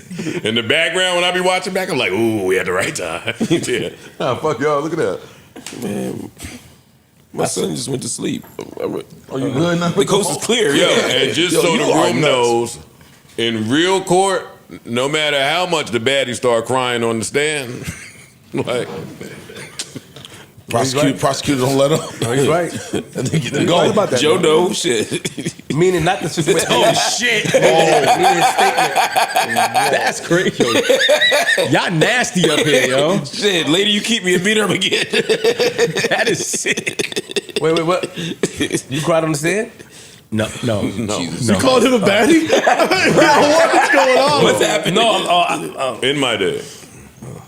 Anyways, man. Oh shit. We had topics before this. We Oh, do. Shorty. Yeah, Aisha Shorty Howard. do up. Shorty do up. Aisha Howard. Oh no, we had lied and said we was gonna save all that because you think you about to monitor niggas when you gone next pod. So we was trying to hold on to topics until you were gone. Oh, yeah. Because you're not gonna be here the next pod and for Patreon. Right? I'm listening. We're holding on to topics so while niggas you're was gone. trying We were to holding on hold to some on evergreen shit. topics, making sure we could have a robust conversation. That's what they had said While earlier. you're gone. You are not allowed to speak for Local 524 no more, man. I'm just telling. That was the message that came across. He fucking us up. That was the message. Who came up with that plan? Team stud. Nigga, don't fuck. The shop steward. You a rat. Nigga just. And I really didn't come up with it. I agree with it, but I ain't come up with it. Nah. Who here agrees with that plan? What, to have evergreen topics? Raise your hand who But to said the say- word evergreen topics. To not talk about I think something I said right evergreen now, topics. so we could save it. No, but it's not the way he just represented it. The When I'm Yeah, point he is, said it totally. the whole point is we don't want to be here scrambling for something to talk about on Friday because a lot of time you save us like right in by coming up with shit, and when you're not here, we don't want to be sitting here with nothing to say. Exactly. So we got some short. No, you made it sound like we were trying to skate, and I'm saying it was No, niggas. And we weren't talking about the Aisha topic. It wasn't right? Aisha's. It was a different topic that you had. What one was it? It was some shit you had. It was the Aisha topic. It wasn't. And the T app. Oh, the T-App one, yes. Yeah. That's the one I thought we were Aisha, holding. what we was talking about. Yeah. That was it. Oh, it was the mic. Yeah, the Michael. Yeah. And the The Michael. play, You always yeah, want to talk the about Mike play. Jackson. No, yeah. it was the. Yeah, never mind. Yeah. Yeah, that's all. The whole point was we didn't want to be scrambling on when you're not here. That's all. I wasn't. Do y'all fear that you won't be able to come up with things? No. I am never afraid of that. No, we professional. But yo, but We you, all pros. We could do it. We're just trying to manage it. But you like you the. All right, give me a little taste of what y'all gonna come up with on Friday on some evergreen shit. Like I'm not here. All right, I'm going. All right, that's peace. Well, we can't do that. We can't do that because we don't want then the they'll know. We're not audience to gonna know. give Just the- like a preview. No, we can't. No, we can't do that. That's not our workflow. Yeah, we don't do that. This ain't the WWE. We ain't giving an inside look. Right, we nigga. going. All right, hey, just know wherever I'm at, You live streaming it? You can I will be watching. nigga, like a hawk, like a hawk. Oh, Flip, are you gonna lead again when I'm not here, like you did last time? POP, hold it down. You gonna leave me hanging? I'm not gonna leave you hanging. Whatever role I need to play, I'll play it. That nigga Flip gets There you serious. When he in that lead seat, he gets serious. Nah, he don't take nah. no shit. It ain't no serious, play nigga. around. Nah, he don't take no shit. I know what you be doing. What? I'm gonna talk to you about it. Talk about it now. What happened? What we be Conversation doing? needs to I'm happen. talking about me leading, nigga. It's a team effort, nigga. Period. Am I That's gonna true. sit in the seat? Yes. I'm gonna play my role as a team player. That's what I'm gonna do. It's gonna be a good episode, man. Yeah. Y'all gonna kill it. I would ask this publicly though. If there's something that is said and I ask to be taken out, You're not please. coming in for the main. No, I'm not in on no Friday. I mean, I mean, Oh, you ain't talked to him about that ahead of time? No, all right, speak up. You thought he was just gonna come? No, I didn't assume that he was doing anything. yeah. I mean, if I'm needed, I'll always make You did just arrangements. I'm always amenable. But y'all don't need me. They got it, right? Yeah, y'all got this. Yeah, the squad got it. That's the squad right here. It's the squad. I'll be here for the Patreon. Yes, the original. Ish, why you ain't tell us you were speaking at InvestFest? Word. We just swallow a He trying to jelly find an bean, articulate nigga. way to What the fuck say you I eating? don't, He's like, how do I say I don't fuck with y'all niggas like that? In 10 words or less. He tells it every episode again. Right. Y'all haven't understood by now. No, I ain't signed no papers with them. Oh, so in his brain. So you're not speaking at InvestFest? Much. You change your mind? Oh, that was a tactic to get you to sign, him saying it publicly. That is part of his game. Oh, it sure. The being secret, like being real secretive and kind of to himself. What's preventing you from speaking at InvestFest? You gotta get that fatty. Get that bread right. Get that So fatty. Fatty guap. Y'all ain't been able to Get agree. that spanky right. Oh, You gotta get that money. Got it. Okay. and that account and that I ain't mad at that. Nah, I ain't mad. I fuck with Ish. I'll be there to support my brother. They better sit in that If they get it 37, right, nigga. they gotta get it right. I'll be there, nigga. Something light too. You ain't charging them too crazy. Ain't tell you. 5,500, you know. They up like that. A quick They spend 1,500. 3900 right quick. A good 1,500. Yo, 39 and we'll take 39 care. getting We'll take care of you going home. 39 and a one way. that's all in. The one way. Yeah, fly yourself out That here. ain't all in, yo. Well, no, they know he got the buddy pass. He said he got the buddy pass. 49 all in. Oh yeah, you got a buddy pass. Yeah, buddy pass. We're not paying for your flight. 1,200. Yo, 1900 all in. It's some Bojangles. Per diem was $20 per diem. Oh shit. Nah, Ish ain't taking that. That guy is fucked up. Nah, it's not taking They that. playing games They playing games. Let's call them niggas now, Ish. I'll call them back, nigga. I'll call them back right now. Don't play. Don't play with none of mine, nigga. Ish, you charge 5 figures, right? For that type of event, right? Oh no. Hey, big dog. Wait, what? We're not doing that. We don't. You said 5 figures? 5 figures, yeah. Oh, they put that paperwork in the fucking. And I'm joking. I don't know why. He gonna get it. He deserve it. And he gonna get it. Now you earned a 5 piece. Corbett. Yo, don't make me call Rashad. See, my beef with you, don't let Rashad say that then on here. Oh, he's speaking, nigga. Keep my nigga name out your mouth, nigga. Send that paperwork and that money over. He put you on a flyer without the You on the flyer? Contract being signed. They got you on the flyer? Yeah, you know that flyer with him with the pink shirt on and shit. Ah, they ain't got my son. With the squint. Wait. Oh, wait, you tried to set up a merch booth?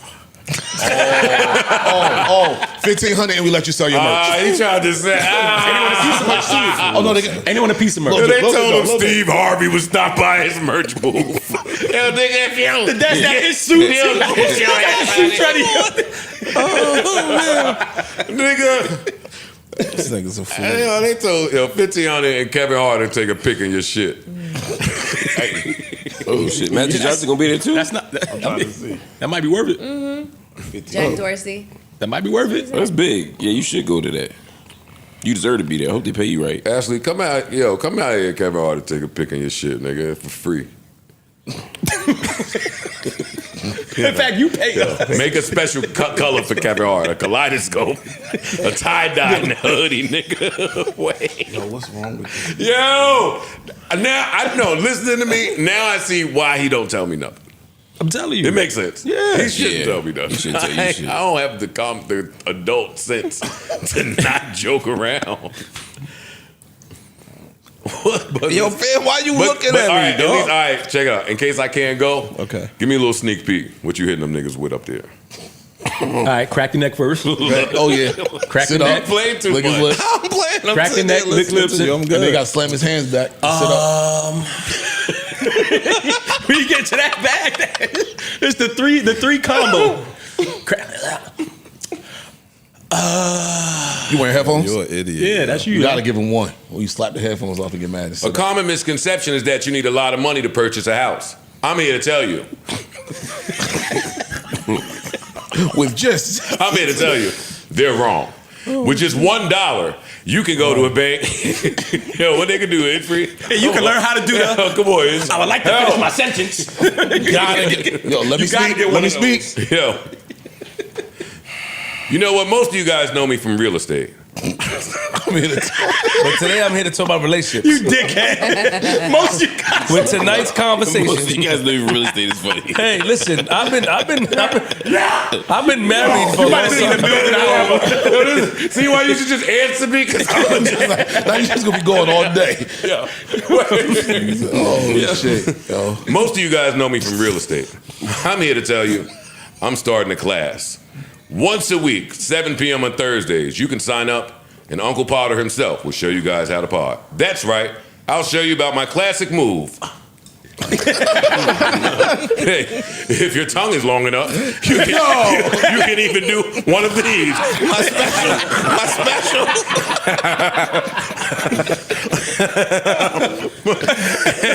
And for a premium amount, I'll give you one of the ways I win most of my debates, which is say that you're interrupting me when I really interrupted you. Yo, he buying that shit. Also, Yo, Ish, you killed that. You really cut niggas off and got that. You do that shit. That was doctor footage. Yo, that was great. Oh, that was great. Oh, that nigga still ain't talking. Yo. look at this. We're gonna go out there and give a speech. I'm coming. I'm sending somebody out there to Playboy Mac. Somebody gonna film this motherfucker. I'm going out there, nigga. For real? Yes. I've been saying that all day. Watch your fucking mouth. What time are you going on? Noon? He's the opener. He said he's going there. Why they said Watch your fucking mouth, Hey, stop nigga. playing with my son, yo. Yo. 8:30. No, the Summerfest stage. The Summerfest stage. Yes. Stop watching your fucking mouth, bro. Going on at breakfast. Oh shit! Hey, talk to these senior citizens getting these bagels. That's not right, yo. Yo, y'all That's too far, yo. Oh man. Something's wrong with y'all. Yo. Boy, if you go, man, do your thing. We support. We Now you gonna kill it. What you gonna wear though? That nigga licked his lips 7 times. He said one word. Yeah, ain't nothing, yo. You don't know what you wearing, Ish? You going in That's That Ish or That's that ish blazer. You put it on the back or on the pocket? They gotta be right in the lapel. Nah, I gotta be the back. no, right here. Oh, down the lapel?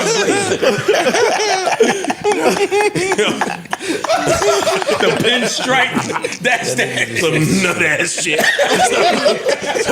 Some nut ass blazer, yo. Holy shit. Oh man. Holy shit. It's been a great day, yo. No, it's been a good day. He's asleep now, so you ready to go. He got that call, right? It's go time. It's good. I'm staying with you, boy. Coast is clear. Coast clear, niggas sleep. Me and JR staying with you, nigga. Yo, Nigga, I swear to God, niggas should let me out there. I violate this nigga. you ain't getting in there? Nigga, them niggas send me passes. So watch your fucking mouth. Yeah, I'm telling you. I'm talking about you talking about him? Yeah. Hey, he act funny to me. I'm a violator. JR, see? Yo. You said what? What you said about JR? The kids that's bigger than their age gotta go, yo. How old is your son? 20 years That old. nigga's mad tall. Get out of here. Get out of here. These kids that's bigger than now. He's talking about me and JR staying with you. Nigga, hell no. It's a good. He's not like you. Even though you're a good dude, but he's one of y'all both cool, but one of y'all is cooler. I don't know if I would listen to my dad if I was bigger than him. Shit. Yeah. Nah. Once that fear is there, they step About to into say. that fear enough. Yeah, What you is- 2021 though? 21-year-old But strength it's not ain't just the same bigger, as it's like 40-year-old the shape of him versus his dad. JR's a big, strong kid. JR, I love him. I heard that. The shape. I heard it. But you gotta ignore that. I love my son. So, no, man. I love Melton, man. You my friend. Power to the people. Come on. Air pound. There we go. Don't feel no way. That nigga double You can back. squash with me too. Nah, it's Oh, shit. she tight. You're as cold as ice. Hey! Oh, Shit. Now my finger. She poked She your poked- love. Finger. Oh, he about to get his phone. He about to play that. Oh, you about to do a versus? You want to do a podcast with Shorty? Who? I would talk about it. I thought, my fault. Yeah. You know what I'm talking about, Matt. Nope. I don't know what y'all talking about. I know what you're talking about, but I'm not. I asked Melissa Ford if she was going to do a podcast with Shorty. I was implying about what's her name? Corinne Stephens. Corinne Stephens, yeah. That's what I asked Mel what she was going to do. She agreed to do the podcast with her. I didn't agree to do a single fucking thing. Oh, You said you would for $750,000. And not a penny less. You said for $750K. That's the number that we came to? No, not we. You said that. Oh. We thought other numbers like 500. You said no. I don't know if 7. Yeah. I feel like we just, Yeah. just kind of like. At $750, she was like, you know what? I'll consider it. Oh, entertain it. Yeah. That's what happened with Clarissa and Layla, Clarissa Shields and Layla Ali. And they just, did you hear this? That Layla's people have officially, according to the decline. Yeah, according to the word. Yeah, she officially declined it. They called Clarissa's people and said, "We are not." Yeah, we don't want that smoke. I think all of us knew that except for Layla. Smoke or money? Smoke. Both. She don't want to. I mean, she ain't saying it like that. This is from Clarissa's side too. I mean, it hasn't been verified. I believe that they say we're not fighting. Was there a pot? 15 million. Layla Ali said, "Yo, for 10 million, I'll fight you." Clarissa said, "I happen to have 10 million. Let's fight." And Layla Ali said, on second thought. Oh. And who didn't know that Layla Ali was going to say that? I didn't know that. I don't think they offered Layla Ali $10 million. So you, I feel what you're saying. They had that whole spectacle about it. Don't mean it was a real money. I mean, that shit, yeah. Anybody could cut up a cardboard check and put money on it. But if it was 15 or 20, I still don't think Layla Ali should fight Clarissa Shields. I just don't think it's a good idea. How much y'all would have paid me to go to that fight and throw a dildo in the ring? You get your ass whooped. Different. How? Them MGM security niggas was gonna. They ain't not gonna catch me. Joe, you why you still think you so nimble and fast? No, I'm not saying I'm running. I'm saying they not gonna see that it was me. Okay. oh, you don't from the crowd. Quick little frisbee deal. Quick little. That's nasty. That shit go like this. Some turquoise dildo too. Some bright colorful shit. fluorescent. Glow shit. Some glow in the dark shit. Some tie-dye shit. Do. Mel want to go home so bad. Look. I'm fine. Anyway, y'all, let me pull out my topic. Let me see. Let me see what I got here. All right, so Park saying watching at all kids, when you said that. watching shit. kids upbringing. Listen, y'all, I have Just this doing stress activities now. I have it written down right here. I'm watching the bottle cap going through his hand right now. Can you guys believe that we have watched kids? Look at y'all niggas. That's a great topic, but we already had that on thing for Friday. Unfortunately. Yeah, you still in our preview for Friday. That was one of the ones we had. Wait, this was my topic. No, we had that too. Nah, we had the same thing. We mentioned it earlier. We wrote it down. Same exact thing. Yeah. You want to go? Wait, say it again. It's a crazy world. Yeah, I know. Yeah, I know. You got it. Text it to our other we group can chat. give you a little preview of what you gonna give them now, and do the bow-legged shit. What up, y'all? We here. Yo, he was really bugging. Joe ain't here today. We here with the crew. We can't get a little preview, a little. To my left, to my right is Melissa Ford. Yeah, we gonna, Hey. yeah. We gonna turn up. We got it. You pulling up, Imani? Nah. You been telling me you're gonna take off the paw for a while. You just been lying to me, yo. Well, I'm not coming in for like a week. You telling me this shit privately too, and let's lie. Nah, but the plan was not to come in. Yo, I told you that privately. It's for a reason. Well, No, no. he's here, Well, nigga. no. Because He said I'm not coming for a week. No. Talk about the week that just passed. You know what I'm saying? Ian and Joe knew that I was doing, so I spoke with them early on. So I told them there might be certain days where I can't come if it's depending on like That schedules. nigga getting so much motherfucking sympathy, pussy. You heard me? Listen, bitches coming over. No, they with the Ajax to clean that shit out. with the comment. With the comment. They put a comment in that with the shit to clean the baby bottles. Like, get that motherfucker. Stop. All right, now they love him. They love Hey, you heard me, Big Mel? Yo, people really. But you know what, E? I'm happy. I'm kind of happy because you break the cycle. like no disrespect, and I thought about it. Like your pops did that. Rest in peace to your father. He did that without telling anybody. And my pops, when he passed, we didn't know he was sick. So and he knew, and he just kept it. And you were so against that. Like I mean, when you talked about it, like he didn't even tell niggas and shit like that, and you were doing the same thing. Not saying you were about to pass, but you was like, I'm not telling nobody. I don't tell people because I don't want people to like care or be in the know. I don't tell people because I don't want them to start doing things that's going to make me remember every day that I'm going through something like that. You don't be treated like a sick person. Yeah, I get that. It's like whatever. Like the last thing I want, even now when people hit me, I'm like, all right, cool, but I don't want you to keep doing the check. Don't change. Because I got to a place where I dealt with it in the moment, and then I just realized what it is, and let me just move forward. So I got to a point, wake up in the morning, I don't think about it. I'm not stressing, and I got to that comfort, and then all that happened, and then now I kind of like. It's back on my brain, like, all right. What's the prognosis for me out there in terms of, because they caught it early, it sounds like. So, so back in November, I just started having blood in the urine, just randomly. And I didn't know. I told you stop fucking with Kim. Shut up, man. But I also passed kidney stones in the past. So I associated maybe that's what was going on. So everything, whatever, went away. They started prescribing me like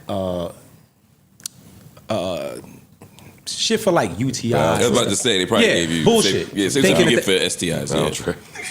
No, the shit with some of the amoxicillin. And antibiotics. Yeah. So whatever that, and then at some point it stopped happening. So I just assumed whatever, I was cool, and then it started back up. You made back up with Kim. Don't put that dirty dick shit on me. Now it was her. It wasn't even you. Stop. So that went back in May because it started back up again, and then But what did they say? Like the okay, well, like are they forecasting a clean bill of health once this is done? What's the survival rate? right now. Technically, you're cancer free. Yeah, technically, but the treatments that I'm doing are to help boost my immune system to fight from the cells regrowing and stuff like that. So like right now, I'm not going through. I didn't even want to get, but I'm not going through chemo to where my fucking mark again. I'm not going through any of that. So, people reaching out, I appreciate it, cool. And I love the support. But I don't want people to think I'm sitting here moping around. You're not trying to get sympathy. Yeah, I'm cool. Well, I'm not trying to. I wasn't sympathy trying to. What? I wasn't trying to. Yeah. I see what y'all lead into. Nah, I didn't even want people to know. Yeah. I think everything you're saying is super important, and I agree. Go back. Good. That better be a real pocket on that shirt. A pocket? God, yo, come on. You scared the shit. I was staring at that motherfucker while you were talking. I'm like, yo, that better not just be the little white shit. Yo, I would have tore this nigga up. Oh, thank the Lord. Shut up. Oh, yeah, I was nervous. But we good, man. I don't want to. I don't want to keep talking about it no more. Yeah, I'm sorry. I didn't mean it seriously. All we can do now is leave, man. I didn't mean to kill the conversation like that. But it's dead now. All we can do now is leave. That's all we can do now. So listen, the topic I had written down for last week, but we didn't get the chance. Y'all probably don't have this on your list. Where's my phone? Oh, here it is, y'all. I got it. Look, let me go to my old notes. Yo, when Parks don't laugh no more. That's what I told you the last time. Well, he been mad for the last 22 minutes. Word. Yeah, he's still told you that bottle cap. You fucking that bottle cap on. You ready to go? Oh nah, this is when the foot go. Oh yeah. When you start doing that shit, it's time to go. Did we ever talk about Howard Stern leaving Sirius? Yes, we did. We talked about that already. In depth. Yep. Broke It was a great clip. No, we didn't. No, we did not. We did. Your memory bad. No, we didn't. I did not. We did not. Yeah, I talked about it off camera. You walked off set. You wasn't here yet. This was main part. We talked about it. I was here. Oh, you being funny. Oh, you That's why you get the jokes now. Oh, you shooting it? Are you shooting Don't shoot. at E? Don't shoot. I'm not shooting. You seem the only one to shoot when it's me. Don't fall not prey shooting. for them. That's true, too. Don't fall prey and fall in love with Mark. Don't do that. Big dog. I'm saying that so we can go home. I wasn't shooting at you. I'm saying that we said it so And we it's did on talk his list. about Leave no room for the confusion, though. Yeah, I was it wasn't. confused. Well, now I cleared it up. All right, Thank nigga, the Lord apologize you to Freeze, did. nigga. Yeah, Thank the exactly. Lord you Hey, did. yo, it's rude to reach over a nigga. You know? No, I ain't sorry. I'm sorry. Yeah, that's more like it. Says rude. Yeah. My bad. Ain't nobody worried about Wait, you. how was Right. Sir left Sirius? My fault. His contract is up. and they're not renewing. His contract is up. They're not this year. renewing? They canceled him. For yeah. what? Yeah. No. You know how much money he was making? They were paying him a year. It costs too much. They saying it's too much now. Yeah, like they said, like it's not making financial sense anymore. Shit. Oh, they must not know that they're about to pay him again. He about to get a pot. He about to start. They about to pay him again. You think so? Because he owns his stuff. Yeah. And all right, you don't not doing the show. The catalog. Y'all don't want to license his all the catalog. shit. Oh, Right. all right. So you got to pay him. Yeah, but you still got to pay him. But it still might not be the same dollar amount. They're that trying to we pay him were $100 million a paying. year. Yeah. Right. Okay. There you go. Settle for Yeah, more we'll- less. I mean, We'll I made take that. $100 million for 30 years. Yeah. I'll That's take a 50. salute. We'll license your catalog for this number over here, but we're not paying you. And I guys. mean, niggas should have known this was coming once that Call Her Daddy serious deal was announced. Yeah, and I just Yeah. think that, and y'all disagree with me because I know we talked about this. A lot of Howard Stern's demo, They gone. they gone. I don't That's a think that's I mean, no, you know, Bro, Howard Stern has been people on the do- radio since I was a kid. Yeah, but I people agree my with age and this. younger wanted I'm to go back and find out 49 who he years was. old, my nigga. I I think understand it's what safe you're to say saying. it's shrinking. Shrinking. But they might not all be gone. Yeah, no, for sure. Not all, I'm just saying, but now they have a whole bunch of It's a different shrinking demo, new yeah. podcasters that have come along that Howard Stern might not command their ear when I could go listen to Rogan. Or Hey, they listen, might I not don't think able we to have to relate be to that it. sad for a guy that made $100 million Well, a year they for said the that last 30 years. They said he plan on. They said he plan on. If he doesn't renew, he plan on going Filming his own shit, Netflix or HBO Max. He'll be fine. He gonna He'll be be fine. He'll be all right. He gonna be all right regardless. He's fine now. He's fine already. Fuck you talking about? It's Frog here. The nigga been making $100 million for the last 20 years. And before that, he was getting money. Yeah. Wow. Got movies, all types of shit. But Yeah. yeah, He did it. he'll bounce back somehow. He might be at a B. Who are some of the people that y'all think? All right. You got to text me. What? Salute. Text me. Yo, Ian. Salute. My paycheck gonna look small because I'm about to get up and leave, but I accept it. I mean, you made some money this month. What's today's date? Anytime you come in here talking like that, 21st next week. that little campus shit worked, huh? Yeah. That little campus shit worked. And you was in the RV that you had to drive to, right? So niggas couldn't walk right up on you Yeah. Smart. by yourself. I wasn't all by myself, yes. That's what I just You should said. have got some sponsorship money next time. Seriously. Thank you. From the tent, some tent people. No, Yeah. no, no, No, that's a fact. Let me Thank you, rat- real niggas, all that shit. Yo, me and Ian had such a good laugh. Let me rat on Ian. Oh shit. Never mind. No, let me say it. Nigga, Ian said, on the humbug too, we was talking about something else. He was like, man, Flip called me, asked me to invest. I threw the phone out the window. No. I said, nigga. He said, nigga. If you don't get the fuck off He didn't say my that. He didn't say that. But I I'm did. joking. Of course he didn't say I that. said, Ian, yeah, I did. He didn't say that. I'm joking. Oh, shit. That's Yeah, funny. he's right. He said, yeah, it's cool, nigga. I still. No, but the What, did he last, not, what would you want him to invest in? No. the last time he invested, he saw them. That's when Yeah. True. yeah. Oh, No, it was transportation. I'm like, yo, we're going to do something on the bus. But I figured it out. Wait, which Ian is it? Ian Dunlap or No, Schwartzman. No. Oh. Yo, that's such a good play you got going. This nigga, to do the camping shit, hit all of the homie, yo. Go sponsor the shit while he make. Don't do that. Wow. Don't do that. I'm getting to the Don't do bottom that, of you, Joe. boy. Don't do that. You know what? I don't feel like podding. Flip, don't anymore. laugh neither. Now I don't feel like podding anymore. I'm fresh out of topics.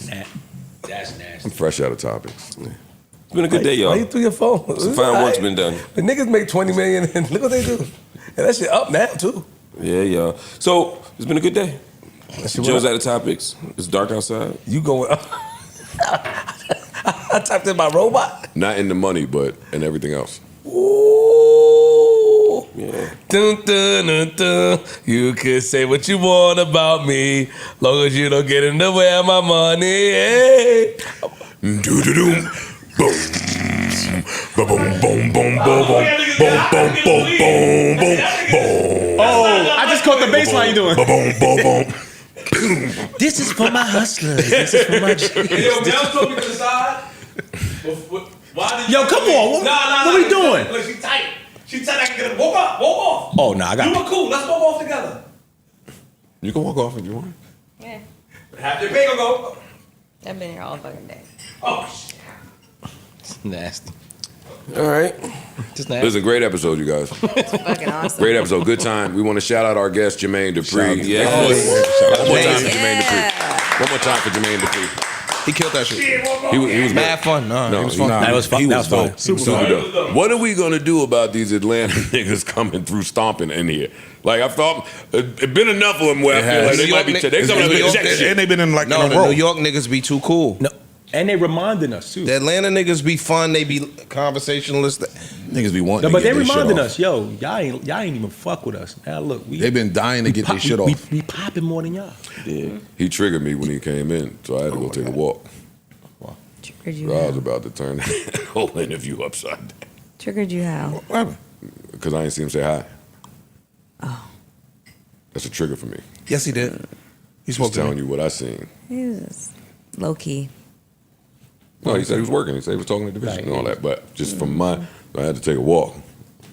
But I'm glad that happened like that. He was great. No, somebody else ain't say hi when they came in. Oh. Mel. To my guest. Oh, a guest. What do you mean, Mel? No, not tricking me. A guest, and we had a good interview. Was it recent? Because I don't play like that. I don't play like I'll that. tell you. Yeah, tell me. he was amazing though. So He was amazing. No need to derail that. He was great. The show yes, was he was. great. The Yes, he conversation afterward was great. You Petroni's, you're great. Everybody, thanks for watching. His whole damn party's out of control. Fuck y'all niggas. Patronis. Peace and love. Do you think it's We going.